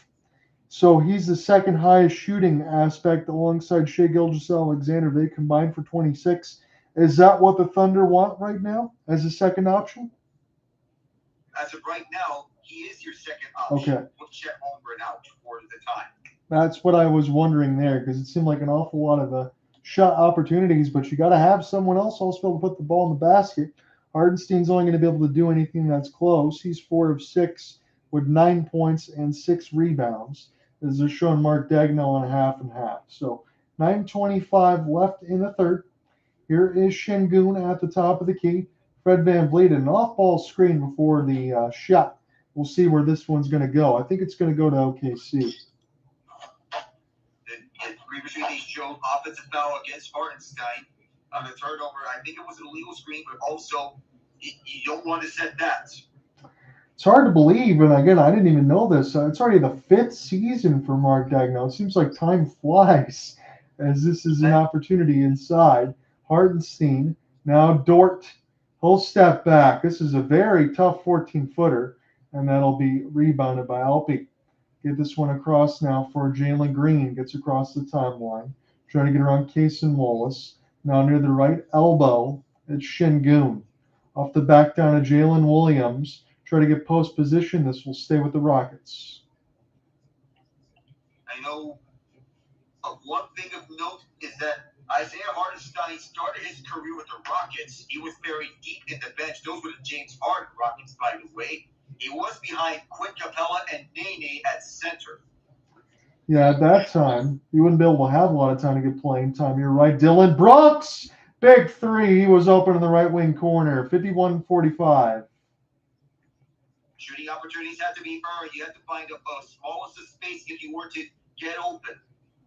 Luguentz, get the extra pass now from Hartenstein. It's SGA, right wing. He gets cut off. Luguentz open, top of the key. Late arriving Brooks. And Luguentz counters, 51-48. Canadian connections. You got Shai Gilgeous-Alexander from Toronto, Dort from Montreal. Jalen Williams with a theft, and he gets the dunk and red carpet, 51-50. I was going to say, Luguentz Dort, more known for his defense, but can once in a while hit it from the top of the key. Kind of like Cat Nancy. This is a miss off the back. That's a good call by you there, Ian. As this is picked up now, SGA. He'll slow it down. Step back on Dillon Brooks. He wants it. He's going to get it. OKC with the lead now. He's on a heater. This is what you want if you're the Thunder. Get SGA to be his normal self, his unguardable self. Wow, Sengun is only 1 for 9 with 2 points. It's hard to believe as Dillon Brooks misses the three in the corner. He was set up by Sengun. I think a foul is going to be called as SGA was trying to get it going in transition. So Oklahoma City's just taken a 53-51 lead with 7:47 on the clock. Again, a little bit ahead there as far as the ESPN box. We're going to start to get some substitutions soon. Yeah. So for anyone who's joining us, for anyone like me who's joining late, John, Alec, would you say this has been a game of good defense or bad shooting or both? Alec, do you want to take the trigger first? I would say it's more both, but in the sense that it's bad shooting and good defense. If OKC's theft and Houston's grit that can match up against each other, cancels out, it could lead to a bad shooting night like what you're seeing. But this is a tale of the top two defenses in the NBA. I would say so too, Ian. There was a stretch, though, late in the second where Houston started getting going, but in between the 8 to 5 minutes left in the second, there was a bunch of misses there too. So you will get both. Jalen Williams hits a three from 27 feet. It's an 11-0 run now for OKC. This is their best run of the game. SGA, Hartenstein. This is the hook that was an open look. And now the Rockets need a basket. In a game like this where it's been so low scoring, we'll see what they can do. Sengun inside. He scores it over Hartenstein, 56-53. Already, this is a group he needs to get going if he wants to turn things on. Just 2 points in the first half. He needs to go on like his usual self, like against the Warriors. Jalen Williams, step back, not even close. Fred VanVleet, chance to tie, or at least only go down by one if they make this three. See if they can tie it. Fred VanVleet, Sengun, extra pass. Jabari's wide open. He hits it left wing corner. We're tied again at 56. Once again, you create the spacing opportunities, and you get those to your favor. If you hit a green light, that means go. Jalen Williams now, SGA, the NBA logo. Step back, works his way, leaning from 16. He rattles it in. SGA starting to find his pilot light, starting to heat up here. It's 58-56, 5:40 thereabouts left to go in the third. John Under with you alongside Alec Nava and Ian Genji taking this one on NBC from Vegas. As this one is flipped. Now for Jabari. Fred VanVleet will cross over. No, he'll get bodied by the free throw line. Long three rattles in and out for Jabari. Outstretched pass, SGA off a one-on-one. See if he puts his head down. He'll lead it from 16. He'll hit it. So SGA really cooking right now. And Udoka wants a TO. SGA MVP candidate. And I get first half has been rather off for him. So he turns it on the second half. Already up to 5 steals on the night. Forget about the 19 points. Let me spell this out for you. 5 steals for Shai Gilgeous-Alexander on the night. He's underrated defensively. Yeah, he is. He's been able to knock that away. He's got 7.5 with the 5 steals, as you said, 6 rebounds, 6 to 7 from the line. Fighting through some of the shooting night, but he's really starting to pick up, as you mentioned, Alec. And this is critical right now. Again, I know it's only a 4-point deficit, so it's not like it's going that far along. But in a game, as you mentioned, that's as low scoring as it is, these points matter, and the Rockets need to start pushing back. So, this game counts towards regular season standings. Go ahead, Ian. So I want to make a quick note of something that they showed on the broadcast. I'd like to highlight this. Mark, is his last name pronounced Daigneault or Daigneault? Or Daigneault. Mark Daigneault, his overall record with the Thunder is a losing record of 162 and 180. You would not think that with how the Thunder are playing, but people got to realize that when he took over for Billy Donovan, they were in the midst of a rebuild, and that was only 4 or 5 years ago. Yeah, I was going to say Ian and Alec. In between that, it only feels like maybe 3.5 years, and they were already back on the right foot because of all the millions of picks that they had and trades that they made. Yeah, they accelerated the rebuild by means of trades and endless pieces they acquired, assets, first-round picks, and you pick up, you draft with some of them, and it lands you Chet Holmgren, Jalen Williams, Dort, Cason, Wallace. You got yourselves a solid core route. Dort and SGA, they were two of the key pieces to this, two of the first pieces to this current era of this Thunder team. One of the other ones being Isaiah Joe, who they got from Philadelphia. Then you also have Chet Holmgren, of course. First year he played last season. And because his rookie year, he missed the entirety of that. Yet the Thunder, they made to the play.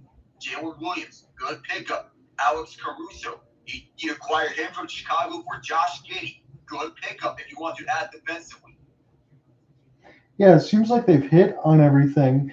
And for Shai Gilgeous-Alexander, I have to remind myself that he's still only 26. So you probably have, 5 or 6 more years of prime SGA, and maybe meaning scoring 30 points, averaging around there, having that premium defense, that size, ability to get to the rim and hit free throws as well. So you go from, as I always mention, Russell Westbrook to SGA, and between all these other pieces, that's just not fair. Not, especially the MVP candidacy is showing. So Amon Thompson, we get a chance to check in now as we're almost underneath 5. Sengun just 2 of 10, 8 rebounds, so he definitely needs to get it going. I'll look back in between this ESPN box. Cason Wallace going to pick up a personal foul.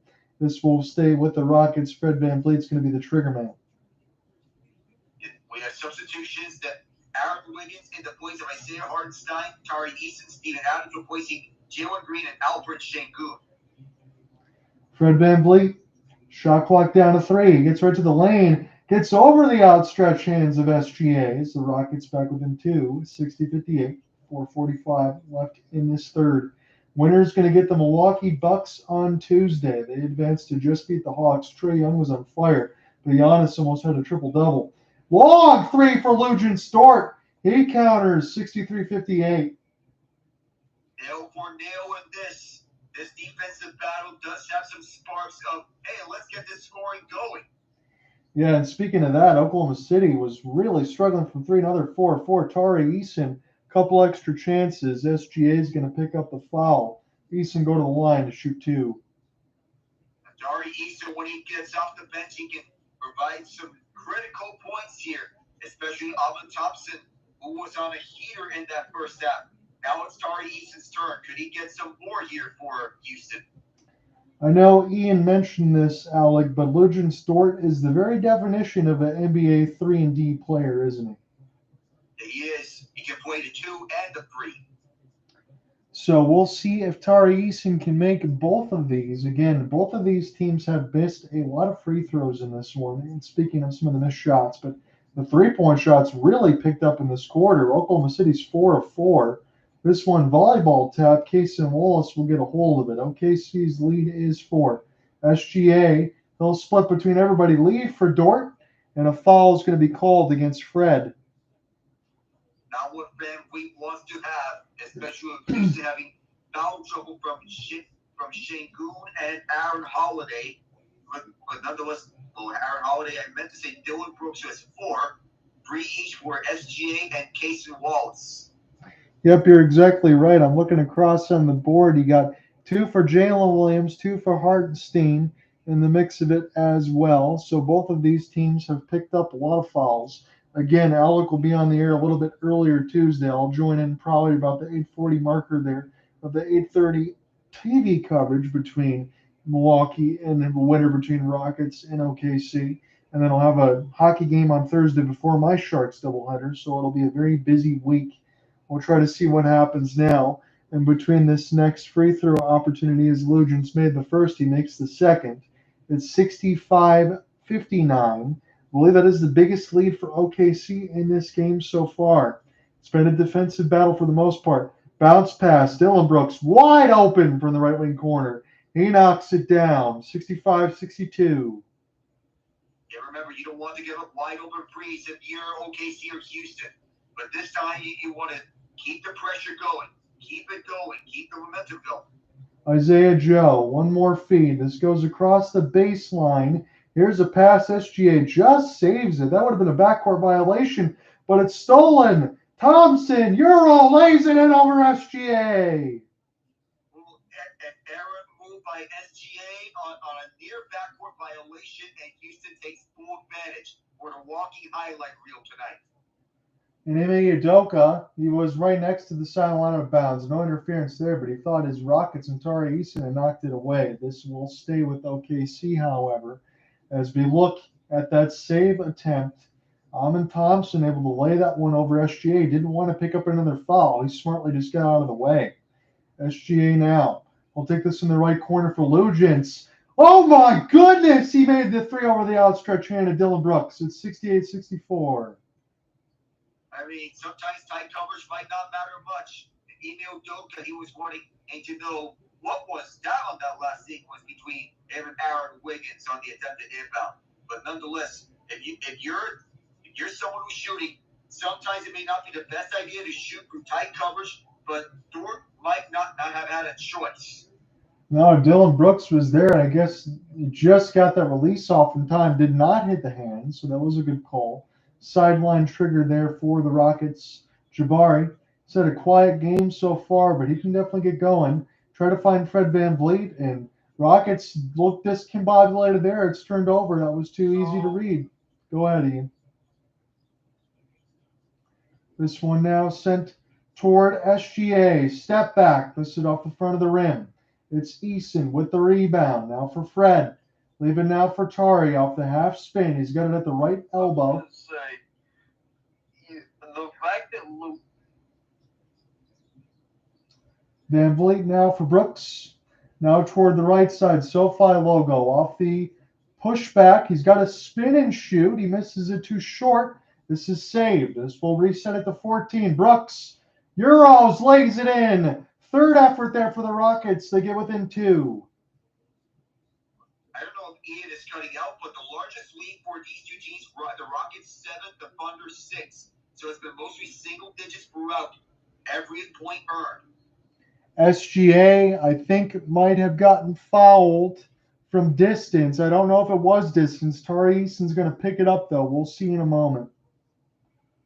Yeah, it was a very big dogfight for the ball with the Rockets' offensive possession. And Dillon Brooks, he went by through the traffic, and it was a big, heavy pile of traffic nonetheless, and found a lane. Yeah, that's a foul. Yeah, I see Tari Eason got a hit right on the handy, and you're right there. As it was at the top of the key, it's going to be 3 free throws upcoming for SGA. Yeah. Now, and Warriors fans want to point out that the Steph Curry hand check on the three-point shot, that would have given him free throws, but then again, I didn't see, and I feel the fact that they were complaining about that, no foul, makes this even more hilarious when James Harden got hand checked on a free and no foul was called. Sometimes that happens with the referees. They can get things wrong. I thought we might have saw that a little bit, but you're absolutely right. You got to make sure it stays out of their hands if you want to be able to win games. It's always the golden rule I like to bring across. All sorts of contact, and the Oklahoma City Thunder are going to have to pick it up. This is going to go against Aaron Wiggins. Tari Eason go to the line. SG was 3 for 3 when shooting, but nonetheless, if you want to foul, that you would rather not foul from when the guy is behind the shooting arc. Always make sure that if you're trying to draw a shooting foul, it has to come inside the arc. That's what you want. You don't want to give up those extra points in a game like this. 2 seasons under former NBA player Brandon Roy in high school for Tari Eason. He was the 17th pick in 2022 NBA draft. He's played for Cincinnati and LSU. He's going to try to make both free throws, and he does. Houston's deficit is only 3. I'll be getting set to hand this off to Alec. Again, I'll have to make sure I keep my mouth shut if anything interesting happens here, because we got a little bit of a delay, but not much. As this is SGA. Now off the step backs. He gets Dillon Brooks to jump everywhere. Caruso up and under. And this is a beautiful pocket pass from Caruso to Hartenstein, who gets a dunk. They they got Houston moving around a whole bunch of times, and that was finished in the paint. Another highlight reel move from Caruso to Hartenstein. This Thunder team, and even though I am a fan of a rival team, this Thunder team is fun to watch. Yes, they are. And you had Sengun, who just tried to make a lob pass on the inside, and he missed it. So try to get a little too fancy there with the Rockets' big man off that finished pass, and that basket's going to go out of bounds. So it'll be an opportunity here for under a minute for OKC to try to add some more points. It's 73-68 as Williams, now for Hartenstein, top of the key. He's got to let it go at 6. Here's a pass across the paint, and this is skied by Fred. And now the Rockets, they really need to get a basket here. Dillon Brooks stepping to right wing 3, missed it short. So good rebound, Sengun, one more pass, and a foul will be called. Tari Eason's going to go to the line again. This is picked up by Caruso. The Rockets wanted to counter with their own alley-oop move, but that missed out for whatever reason. Just a mishandle on the receiving end. So I don't think the Alex Caruso trade is really talked about enough because you take a young player like Josh Giddey, trade him for Caruso, who is also known for his defense as well. So you go ahead and take an already stout defensive team in the Thunder, and then you add Caruso, who has a decent scoring touch, but is more known for how he plays defense. I think that's very well said, Alec. That's another piece to try to push them ahead, especially on the bench side, because they already really have the offense covered, especially when SGA makes runners like that off the glass. 75-69. Eason split the pair of free throws. That's why it sits at 6. Shai now all of a sudden has got 24, and we're not going to be talking about his lack of scoring because he's really heated up in this third. Shot clock's got a 5-second difference. Fred, Sengun, here's a three-pointer. Eason missed it. This is tipped. Rockets will get one more. Here is another pass. Thompson, this I believe is going to stay with the Rockets, but it's 2.6 left. It went out of bounds, but nonetheless, if you want one more chance, got to get open, got to find the minimal spacing that you have available. Probably get to one of the corners and fire a free, maybe, if that works out. If that's what you're thinking, it's got to be Dillon Brooks, unless they're going to get Fred. Here's a trigger from Fred. Dillon's got a force. He's got nothing. That ends the third. It was a good one for OKC. They kind of just took the cover off the cookies and started scoring some baskets. 34-27 to end the third in that quarter. 75-69 as Alec will get set to take this over in the fourth. That was the best offensive quarter that we've seen in a game that's been more known for defense. So far, OKC's been thriving offensively because they are more known as an offensive team where they are firing on all cylinders with SGA and Jalen Williams. Houston is inconsistent offensively, but contrary to what Charles Barkley saw on national television, the Rockets do know how to play basketball, one of an old school type of way.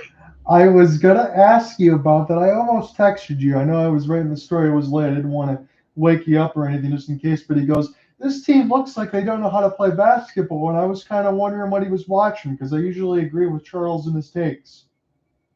That was one of the few times I disagreed with Charles Barkley because the Rockets have shown everyone in front of a national audience, we're here and we're ready to play. We took down our boogeyman. Now we can catch up with anyone. We're just right behind the Thunder and the Grizzlies in the Western Conference. So what's to say that this Rockets team can't do anything because we can? Yeah, and you're right because considering where they are, and considering the ages we talked about alongside Ian, I'm not going to try to push that button too many times, but for them to only really be behind the Grizzlies and the Thunder from where they are right now, you got to remember, we're still, 4 or 5 years away from most of these players' primes? So, yeah, the sky should be the limit. Yeah. And, the whole thing about I can't believe Charles Barkley said that. Look, Chuck, if anything, you should recognize the style of basketball they play because it's the style that you were playing in the 90s. Defense first, Scoring is earned, not scoring is earned, but it's more defense oriented and team oriented than anything. And look, I get it. The game has changed so many ways since he retired. But I would have thought that a guy like Charles Barkley would praise how the Rockets play basketball. I agree because it's the style he played. I know I've said that twice, but No, you're right. And then that's the other thing I also talk about with Alec in the sense of how many coaches, because I know Udoka's already got a lot of credit alongside the Celtics, and he should, but he gets even more credit from me because how many coaches could take this many young players and get them to play this well already on that side of the end, because most young players only want to be infatuated with offense. And now you got a bunch of young players who are not on this Rockets team, not only infatuated with offense, but now infatuated with defense. It does speak to the impact Udoka has coaching-wise.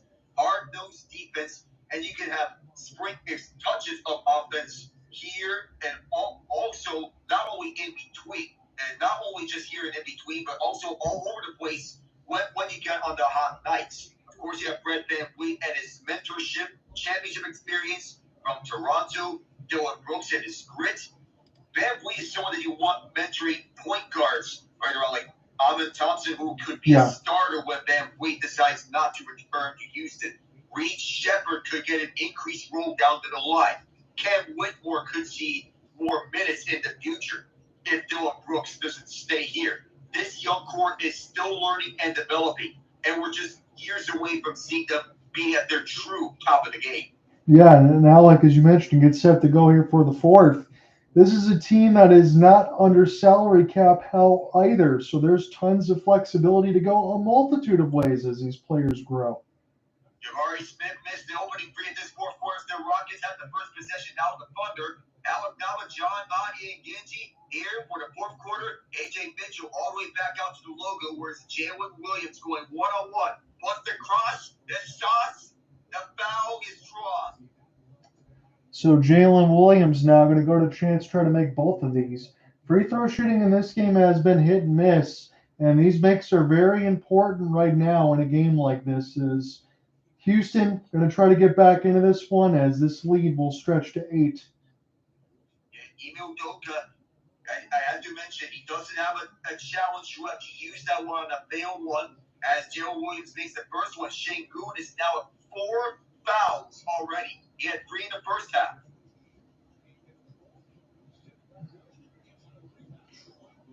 Sengun went forward. He wants to jump up and contest the ball. Williams makes both. It is an 8-point lead, largest lead of tonight's game. Whistle blows as we'll have to get set on the trigger, and we do. Rockets will look to counter. Jalen Green leads the way through center. Draws a one-on-one matchup. Isaiah Joe, the former Sixer. Across for Eason, who looks inside. Now on the free throw line, Thompson. This round was out. Sengun the tip. Second, third, fourth time, stays out. Kicks out the left wing side. A 3 on the way. Too strong there. And jumping up the rebound, I believe it is Isaiah Joe, who will go far side. A minute into the fourth quarter. Give and go between him and Hartenstein. Joe will look one more time. Locked up by Eason. Hartenstein back for Joe. Double team. And that might be 3. That's a foul in the left corner. It's the second time this game. That is not good here for Houston, as you're giving OKC easy points here, Alec. Touch right on the arm from Tari Eason. What's the first order of business? You do not foul a player right behind the three-point shooting arc. Isaiah Joe makes them pay with the first shot. That's the way that it's going to go here. Looks like Fred VanVleet will get a chance to come in for Tari Eason as the free throws continue. 21.5 minutes per game for Isaiah Joe. His usage getting increased. So he makes 2. And indeed, the former Raptor is coming in the place of Eason, one of the young guys over in this Rockets core. Winner gets the Bucks in the NBA Cup final, the champs of 2021. And the hat trick or Isaiah Joe at the free throw line. 80-69 is the Thunder lead. The Rockets have missed their last 7 shots. VanVleet sets up Thompson by Sengun. Sengun will take this himself. Give and go for Jabari Smith. He will go to the line. Looked like there was all sorts of contact there as one of the OKC players went down. In heavy contact, A.J. Mitchell may have hit the floor when and contesting Jabari Smith's shot. And you know, the thing is, you got to either get out the way or draw the charge if someone who's taller than you is jumping up to get a shot off. Yeah, it's harder to do sometimes. You don't want to move and get called for a foul there, but you're exactly right. With this team's as physical as these, sometimes you might just want to get out of the way. And a good thing that Mitchell's head didn't hit the floor that time around, because that would have been even more ugly. First shot for Bari is too far. The Rockets now 11 of 19 from the free throw line. That free throw shooting numbers, that's one of the orders of business, to make your free throws when presented the opportunity. Jabari is 8 points, 4 rebounds so far in this contest. A minute 24 in. The second shot is good, and we're back to 10 points on the deficit.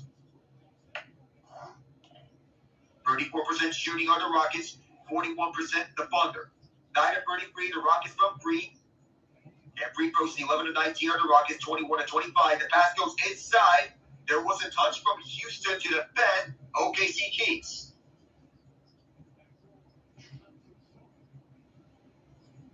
Trying to figure out who will be the trigger man to inbound this ball.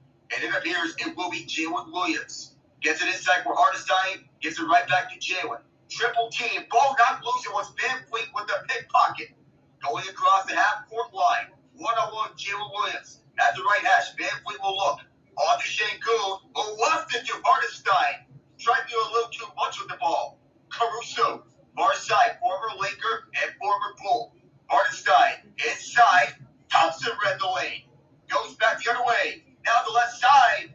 The slam is rejected, but a foul on Hartenstein. And he is upset with the call. I know the steals have gone back and forth in that sequence there, Alec, but you got to love the hustle. Especially, again, you talk about with Thompson, you don't let things go wrong too much.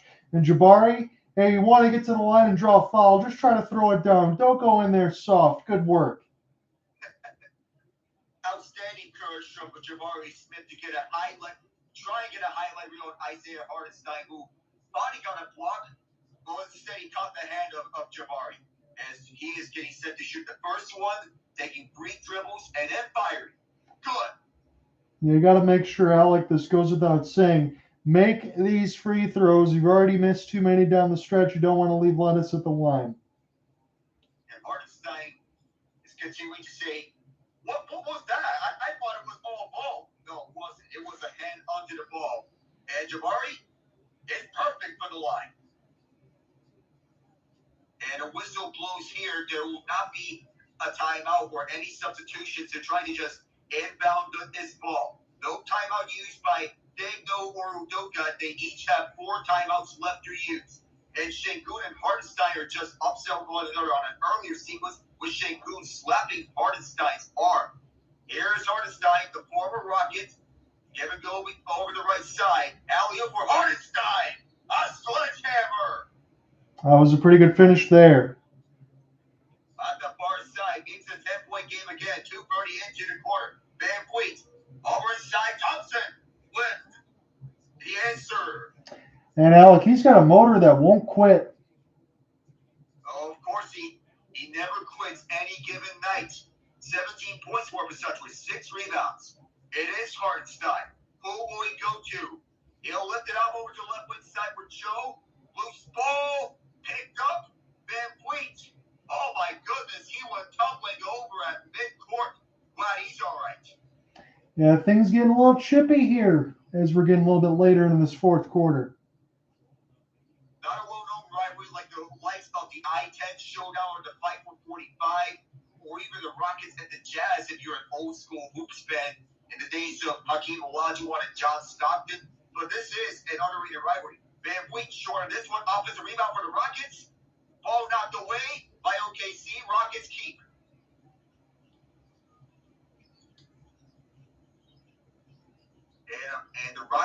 Thunder get set to defend. If Alex Caruso out there onto the court, he is watching the trigger man, Fred VanVleet. Who's going to get open? It's going to be Jalen Green. Green's going to look. With Cason Wallace on him. Sengun waits and delays. Takes himself on Hartenstein. Sengun swung through. 6-point game. That's a good power move there from Alpy. I love it. LP is sort of like a Jokic light, as it's a good comparison. The comparisons are there. OKC, how would they answer? Inside Hartenstein, give back. Isaiah Joe from mid-range, got it. Little Michael Jordan mid-range. Little floater there from 16. 16 feet out, and already Joe has 5 points. But the former Sixer was buried deep on the Sixers bench. Jalen Green going 1-on-1 Cason Wallace. The give for Sengun, he'll try one from free. Oh, yeah! He's feeling it! Yeah, it's what happens when you get a basket on the inside on a power move. Why not take a wide open three? From the right wing side, the Thunder can't answer. Caruso tried to pump one through. Now the Rockets can open one score. VanVleet's open right wing side. Short. Thunder get the rebound. 84-79. OKC leads. 4 minutes in. Caruso gives back for Jalen Williams. Watch 1-on-1 the left wing side. VanVleet is 5 points. We'll step back. Jalen Williams. Tic-tac-toe around for Joe. Joe's been awesome. He'll kick it over to the left corner for Caruso. Too far. VanVleet reaches out and hustles for this rebound. On the left side, Thompson. Oh, he ran into one of the Thunder guys. He was charging like an angry bull. That was Isaiah Joe that took the charge. Yep, you nailed it there, Ian. Isaiah Joe stepped in the lane, and why not? I think it's a smart read by him because I'm in Thompson's first thought. Let's get to a ball in the China shop and get to the rim. Isaiah Joe knew that, drew the charge, and the Thunder take a TO. Daigneault wanted to discuss it because the Rockets are going on a hot run. So timeout number 4 for Daigneault. Udoka has 4 timeouts left in the case the Thunder go on a hot run to try to escape with this potential victory. But nonetheless, as we look around the NHL, it is overtime in Dallas between the Stars and the Blues, knotted up at 1 apiece. The only scoring, Jordan Kyron the first, Jason Robertson the second. No scoring since. Interesting that that's such. Yeah, it's interesting that that's such a low-scoring game. Yeah, well, it's maybe on the Stars side, but on the Blues side, it's up, and the Stars just scored. Matt Duchene with the overtime winner. Darn, that sucks there, Ian, because Jordan Binnington was at a 36 of 38 night. My goodness. Jokic himself for the Four Nations face-off. Yes, he is. If he can play that well, then that's going to give Team Canada more than a chance because we already know what their roster is. You talk about their goaltending, but if Jordan Binnington plays like that, we don't have any worries. Colorado do nothing on Nashville, by the way. And Ross Colton, Nathan McKinnon, almost 7 minutes apart, 6:40 apart. The Bruins up 2-0 in a Stanley Cup final rematch against the Canucks. Brad Marchand, Morgan Geekie, both in the first period. I didn't ask you this, Alec, but Mackenzie Blackwood and Scott Wedgwood, that's the new goaltending tandem. No Alex Sergeyev, no Justice Onanen. Is that going to work? Oh, if you're trying to invent a goaltending tandem and turn things around because of how bad Georgiev has been in Colorado, I think Blackwood could be your go-to guy if you want to have this going.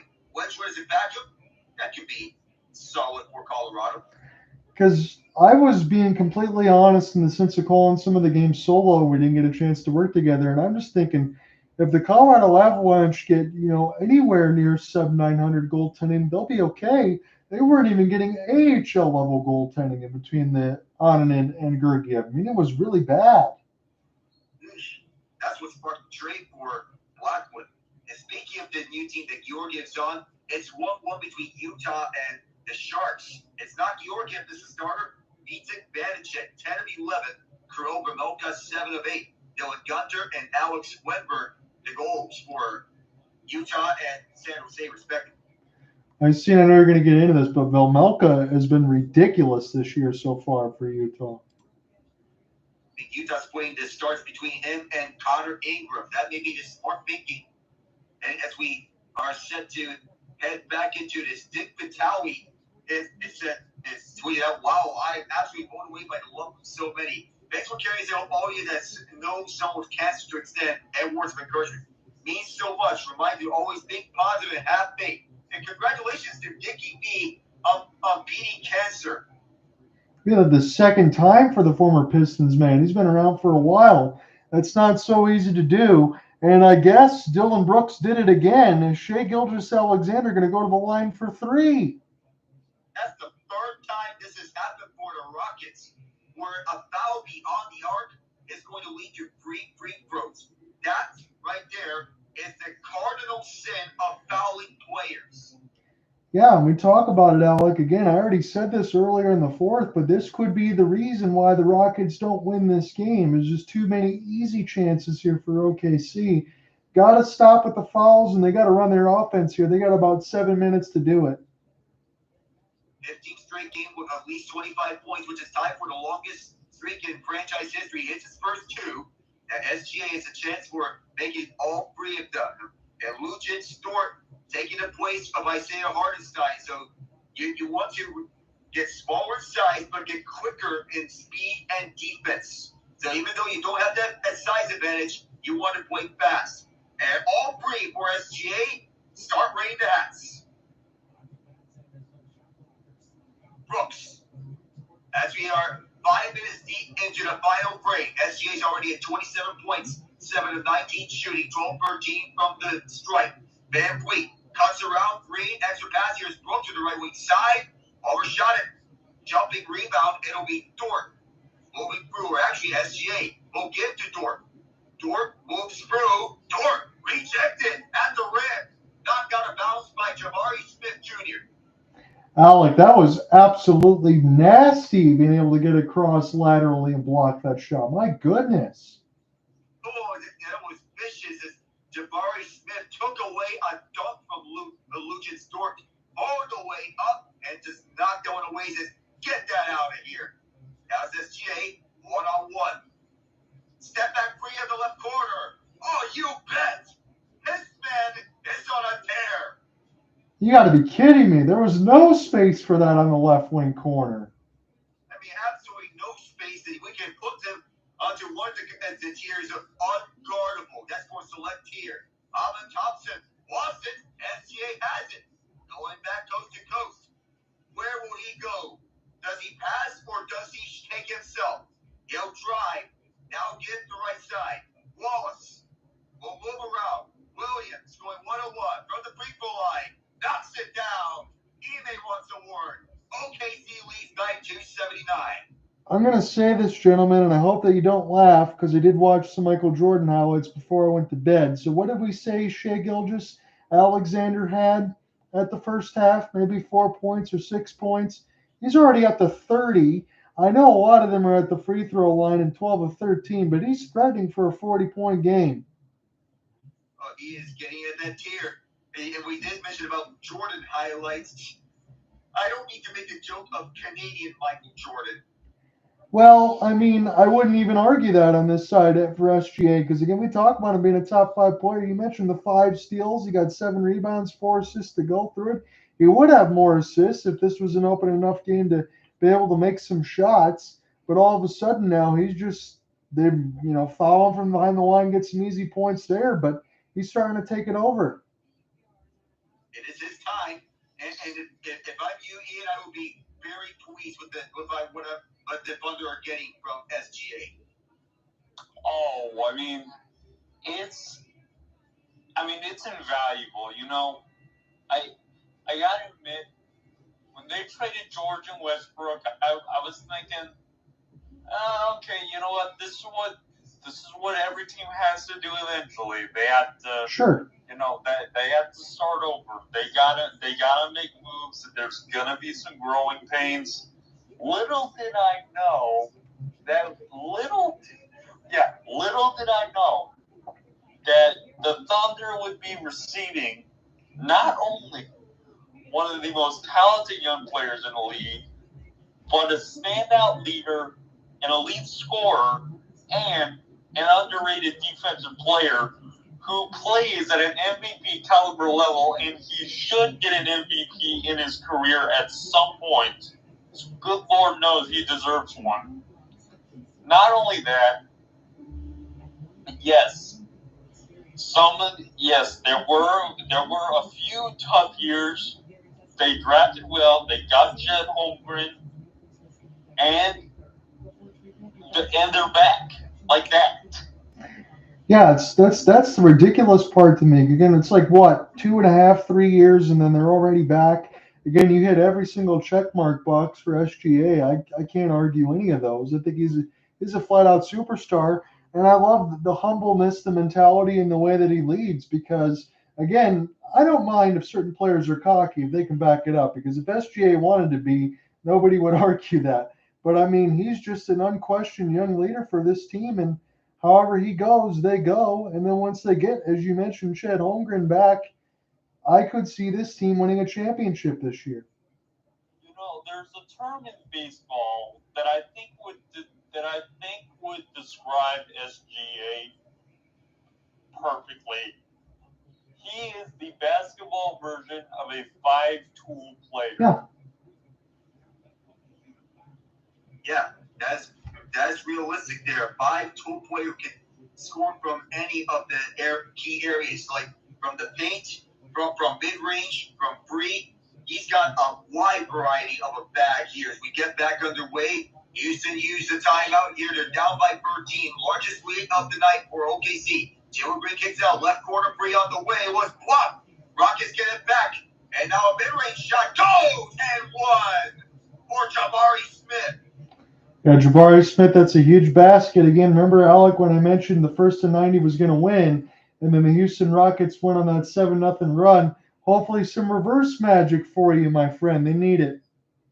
Yeah, it was a block from SGA on Jabari's three-pointer. He gets his own rebound and then puts in a mid-range shot. Can he convert the and one? He does. It's a 10-point game with 5:44. Jeff Green watches onwards from the benches. Was an NBA champion with the Nuggets just 2 years ago. Provides valuable veteran leadership. The drive to Hartenstein, the layup. Yes, sir. Hartenstein delivers.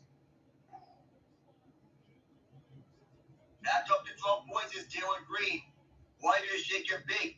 Nothing sober until the clock reaches triple digits. The triple zero. Dillon Brooks is wide open right corner. Rattles out. SGA on the rebound. Watched by Dillon Brooks at the left side. He'll drive, go inside. Now steps out the arc. Brooks is on his face. He has a screen. SGA for the right side. Kicked out the left side for Jalen Williams. That rattles out and in. How many bounces did it take? Yeah, that almost seems like cruel and unusual punishment there if you're a Rockets fan. That was bouncing everywhere. Oh, how many more blows can a team take until they wave the white flag? The 15-point lead. Sengun makes it 13 with 4:35 to go. It's 97-84 OKC. That's a sweet little turnaround jumper there for Sengun. 11 points, 11 boards with 4:23 to go in the fourth quarter. Now where will OKC go? Down for the middle. And one of the guys got tripped. This will be a foul. Well, I know I can say this, Alec, and you mentioned it, it's not over until the clock ends. But if we do get the matchup in between Giannis and SGA, you and I won't be sad about that either. I just hope that we can see both of those guys maybe go for a 40-piece. Hopefully, SGA and Giannis, a battle of the two, in my opinion, the two MVP front runners. I don't know who is going to be who, but I'm never going to count Jokic until it's all over. Hartenstein delivers to the right corner. Goes up. Two to shoot. Now one. And is this a travel? It's going to go against Jalen Williams. Yeah, it will mark as a travel. Good defense by the Rockets to force a travel with 1.7 on the shot clock. Mark Daigneault looks onwards. He's proud of his guys for countering this Rockets high-powered defense with defense and then star power. On the left side, it is Jalen Green going inside baseline, lays it up. It is 11 points in deficit with 3:53 and timeout. Absolutely. Go ahead. This Ian. is not your typical NBA, a modern NBA game, fellas. We are just under 4 minutes, and neither team has scored 100. Yeah, it took, and you're right about that, but it took the Oklahoma City Thunder better of a half to start being able to run their offense. Maybe the Rockets run out of steam here and this game ends. We'll see. There's still enough time left if the Rockets can get some more defense and get some baskets. But you're absolutely right. The way that it was played in a half, even that tells you, as Alec mentioned, this Rockets team is for real on defense, and they're only going to get better because it's not often that you see Shai Gilgeous-Alexander in a half held to 4 points. Yeah, if you have a hot scoring streak like this, that signals that means OKC is really going to get unfinished business, and that's what I believe that potentially we could see the Thunder coming out the Western Conference this year. I get the Mavericks; they are still in this, but the Mavericks, they took advantage of OKC locking up Luka and Tari with role players. And that game between OKC and Dallas, and how PJ Washington didn't play because the illness, it just titles how valuable Washington is to this Mavericks team. They need his services if they were to get past OKC again this year, which I imagine will be even harder to do. And I imagine, Alec, as you're going to look at it from the Christmas Day lineup, that we can all fall asleep around 5 Eastern with Celtics and Sixers. Well, at least you do have the classic LeBron versus Curry showdown at 8, and then followed up with Suns and Nuggets Yes. at 30. Here is Hartenstein. He throws it down. Now here are the Rockets with VanVleet. Inside is Thompson. Crafty layup. Deficit with 11 again. 99-88. Just got to get some stops here if you're Houston. Running out of time. Don't want to get any more dunks there for Hartenstein. Rockets starting to blitz. Up for Hartenstein, and now left corner is Wallace. Too far. Rebound tipped up. The Thunder save it. Jalen Williams will knock it back for SGA. Thompson's watching him. SGA goes back. Hartenstein, can he do it again? No, he's pickpocketed. But that pickpocket led to contact and a foul. I think they're going to give it to Jabari Smith Jr., Alec, as we'll take another TVTO. And even Udoka calling timeout. And Jabari saying, me? Yeah, I didn't see much there, to be honest with you.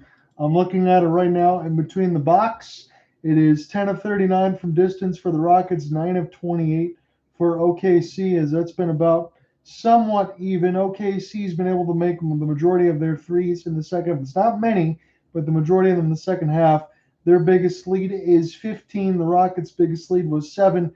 This was a very contested game. It was just that 34-point edge in the third quarter for OKC that might prove to be the difference in the end. And it may as well be.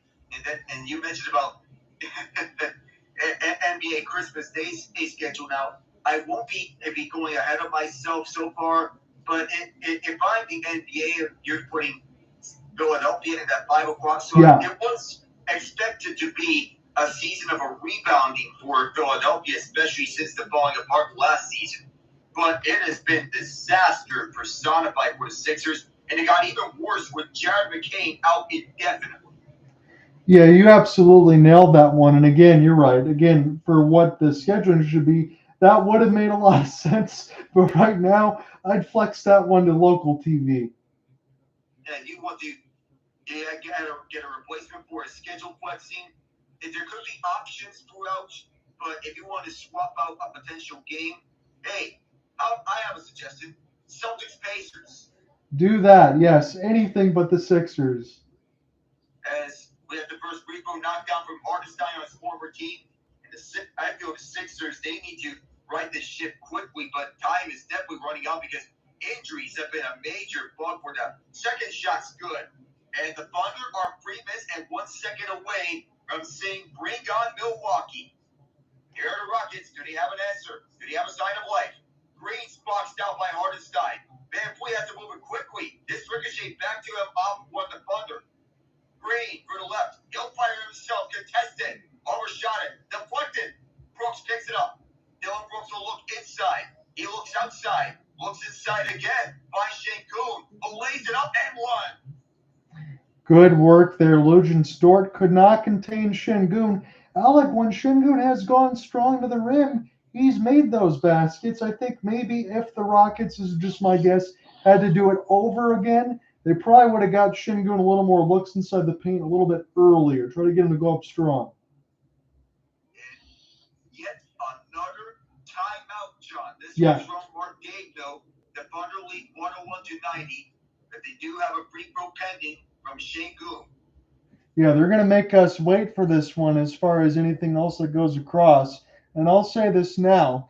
Again, the Rockets, they had that late run against the Golden State Warriors. We'll see what they can do because 2:37 is a ton of time, even though it's 11. We'll see if they can get some stops. But I am impressed, just like I was last year, between the Indiana Pacers when we watched this in the NBA Cup, of a team that feels like they're coming together and a team that we know is going to do continual damage in the future, and a team that probably could make it to the Western Conference Finals even now. The Houston Rockets, I can agree with that. I just don't know if that extra step will be in May because as the current standings are, if we face Memphis in the second round, Sure, that could be a very tight matchup. Memphis hasn't advanced past the second round in their current era. They lost to the Warriors 3 seasons ago, but 3 seasons ago. And what the Timberwolves made as a 7th seed. When 2022, what the Timberwolves made as a 7th seed, won that series in 6 games. But Memphis is rejuvenated. They've unlocked another gear. It's 2 young teams still, but Taylor Jenkins is underrated as a head coach. Yeah, when you got talent, you got John Morant, that definitely changes some things too. It does. And Desmond Bane, Brandon Clark, 2 key players. The Thunder challenged it, actually. The call was upheld. That was about the foul. Sengun will shoot the and one opportunity. Here it comes. Short. Rebound. Hartenstein trying to keep it away from Green and does. But that was Smith, actually. The Daigneault challenge. So neither team has a challenge right now. Thunder down to 1 timeout. Rockets have both of their timeouts left. Inside, Jalen Williams with dash with a paint mid-range. Bounced out. Rockets whip it with 2:16. VanVleet takes himself. He has to fire quickly. And takes it. Fred VanVleet from the Woodlands makes it an 8-point game. That's his first 3 of the night. Basically enough. 1 of 10 so far in the Thunder. And the Rockets are trying to take it back. Wallace, oh, you can't do that. You can't leave Hartenstein the baseline alone. Yeah, you got an easy 2 there. He's had too many of those, Alec. Yeah, the Rockets tried to blitz hard. They were going blitz heavy, trying to draw an intentional foul. Here's Green as he moves inside, now back outside. Fakes, now fires it, rattles around and out. Thunder moving up quickly. Will Dillon Brooks foul or will he just keep pace? SGA. Thunder looking to run out the rest of this clock. Dillon Brooks now trying to foul SGA. Several crossover moves as Gilgeous-Alexander to the paint. Can't get it. This is deflected to Houston. 119. They'll have possession. You're going to get a timeout here from Udoka. He's trying to draw something up. It's still 10. 119 left in the 4th as the camera and everything stays on ABC and ESPN. Joe here with you alongside Alec Nava. He's taking us to the 4th. It's Shai's 7th career game with 30 points and 5 steals, tied for second most in franchise history of Gary Payton, only behind Russell Westbrook. That is ridiculous. It is. He's split that between the OKC and Seattle side. And remember, this is the franchise that used to play their games over at Seattle back in the era of Gary Payton and Sean Kemp. Mm-hmm. They made it to the NBA Finals where they lost to the 72-10 Bulls in '96. But that stat line there for Shai Gilgeous-Alexander puts some respect on his defense. For as good as he is offensively, his defense needs to get major respect around the NBA. Should get him onto MVP conversation. I'm surprised he hasn't won MVP last year. I agree with you there. Again, his game's going to continue to grow. I'm a little bit ahead of you here on the feed, but I think Alex Caruso is going to pick up a cheap foul here against Dillon Brooks. He hit him right in the chops. Oh, I must say to you, if you're a prophet on this one, I have to give you a shout out here right after the Udoka timeout. Caruso is going to take the place of Hartenstein. Thunder going small ball defensively, but that strategy has worked for them because they're one of the best teams. Yeah, Caruso did a cheap shot. Yes. One of the Rockets players is Dillon Brooks. Oh, I don't know if that was enough of an acting job for Brooks. I think Caruso actually did get a piece of that, to be honest with you. That wasn't needed. yeah, I felt that was unnecessary from Caruso to do a cheap shot. And Mark Daigneault says, I want to warn you, Caruso, that as Caruso and Brooks were going at it. Yeah, there was a push. I think there was a push. And VanVleet's going to shoot the free throw. This one rattled out, but Houston will keep possession. How many of those have we saw in this game as well? Some of these missed free throws. I feel like the Rockets had a legitimate opportunity to win this one, to be honest with you. Had it not been for missed free throws, and I feel like this would have been a much tighter game. But once again, make your free throws. That's the big order of business. Brooks will step it back himself. He hesitated on the shot, and the rebound will go to OKC. I felt like he hesitated to get that one up, and now the Rockets, they have to foul here. This may be a last resort, but they have to foul to get themselves a chance. Inside, Jalen Williams gets boxed out, double team. We'll kick it over to the right wing side, free on the way. Yes, sir. And that might be the icing on the cake. Alec, you're going to have a development in front of you. I want to get your thoughts on it when you see it. I'm going to try to get it squared away myself.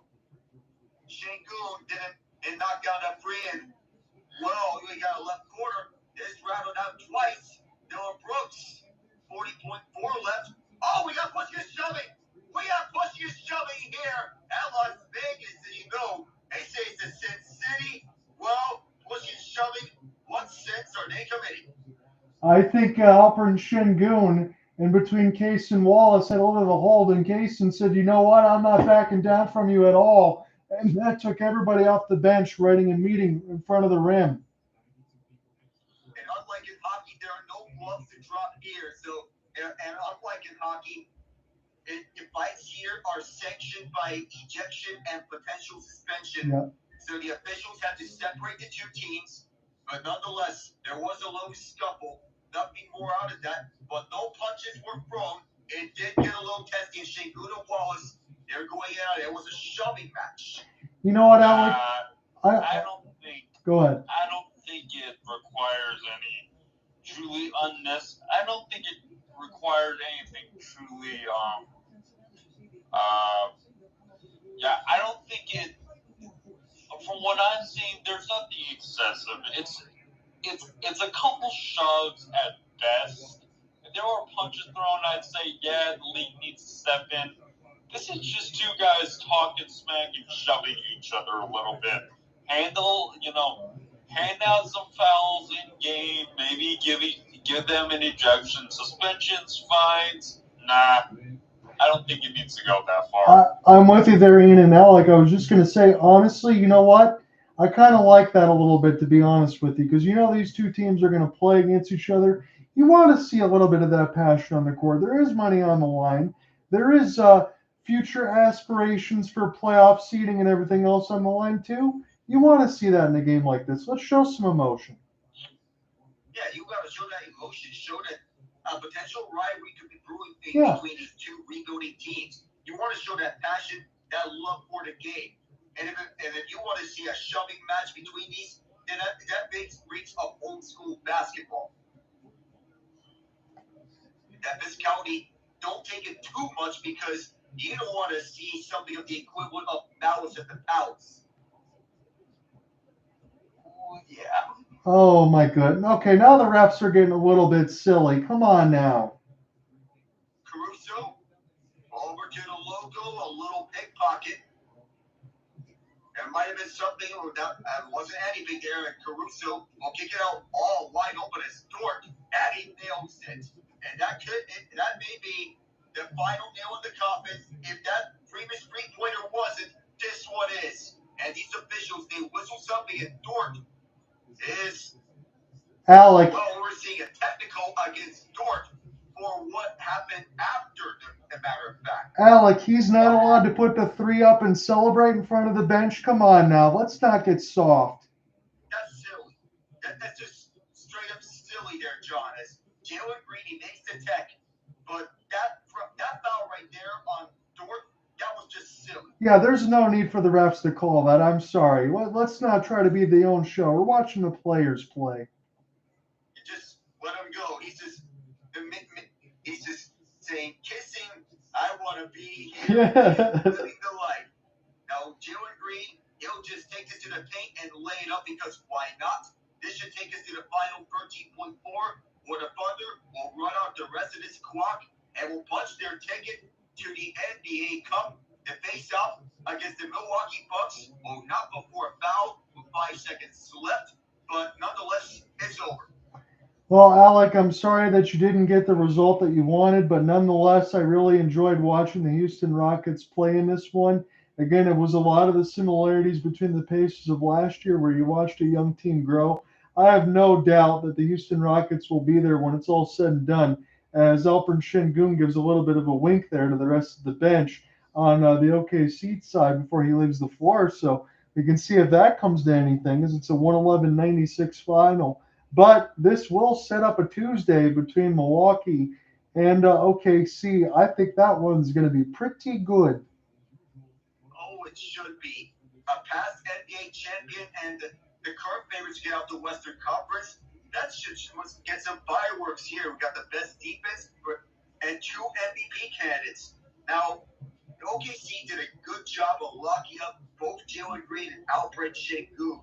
Now, I will give Houston credit. They stuck with it until it was out of their hands in the fourth quarter. But missed free throws loom large for them. 15 and 25. Once again, when you get over to the line, make your free throws. That's an opportunity that you should not pass up, and they let it slip from their hands. Jabari Smith Jr., their most efficient free throw shooter, 6-7, but the misses by VanVleet, Sengun, Brooks, Eason, and Adams, that loom large in this game, and it bit them. Yeah, you're right. Because, again, I'm not going to throw salt in the wound here, but it was Fred VanVleet. And, again, you mentioned maybe where he'll be next year. I think you hit the nail on the head because you can't have games when you play 41 minutes and you go 1 of 11 from distance. That can't happen. So you nailed that there. And between the field goal percentages, you got 35 and 96 for Houston. And then you have 11 of 46. They had 16 more chances in behind the arc as well. So they really had their own destiny in their hands to win this game, in my opinion. Okay, it's official. The Thunder had the funniest post games in the league. I don't know who that is behind Shai Gilgeous-Alexander, but I think Isaiah Joe was having some fun, but I had the volume low. Yes, but he Jalen Williams. Laughing the entire time the interview. Yeah, Jalen Williams, there must have been something going on with Lisa Salter's question because he looked like he was cheesing the whole time. He's been laughing the entire time. So we'll see what happens. You know, Alec, you might have to let me know if we can get any of this stuff on NBA TV or whatever it is the next time these two teams play each other because there might be some words to be said in the future.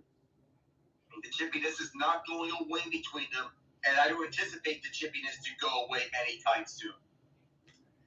This was, you know what? Again, the fourth quarter, a little bit of a second half run there for Oklahoma City. Finally found their offense. We saw that Rockets defense. And again, I will say this for the Rockets, I'm going to double down again, Alec. I'm Thompson. He had one hell of a game. I'll be completely honest with you. I really like him off the bench. We'll see what ends up happening in the future. But again, you nailed it with Fred VanVleet. We'll figure out what they're going to do on the point guard stuff in the future, who's going to be available. Because if you get someone else really good running the show here with Houston alongside their young talent, that might be the piece that they really need. It might as well could be. But if there's someone else out there that could be acquired, then we'll have to see how that works out. So one last thing before we go, fellas. One last thing before we go. The championship game for the NBA Cup does not count toward the regular season standings, correct? Didn't they move it to where it does? No, they don't. They No, I'm don't? not counting it towards Okay. regular season standings. So, okay, so we're still doing that. I'm wondering why they don't still. But again, we still got the money on the line and the cup and everything else. And we'll see what happens on Tuesday. Should be of note. All right, you guys take care. I'll see you, Alec, on Tuesday. You have a good weekend. You too, John. See you.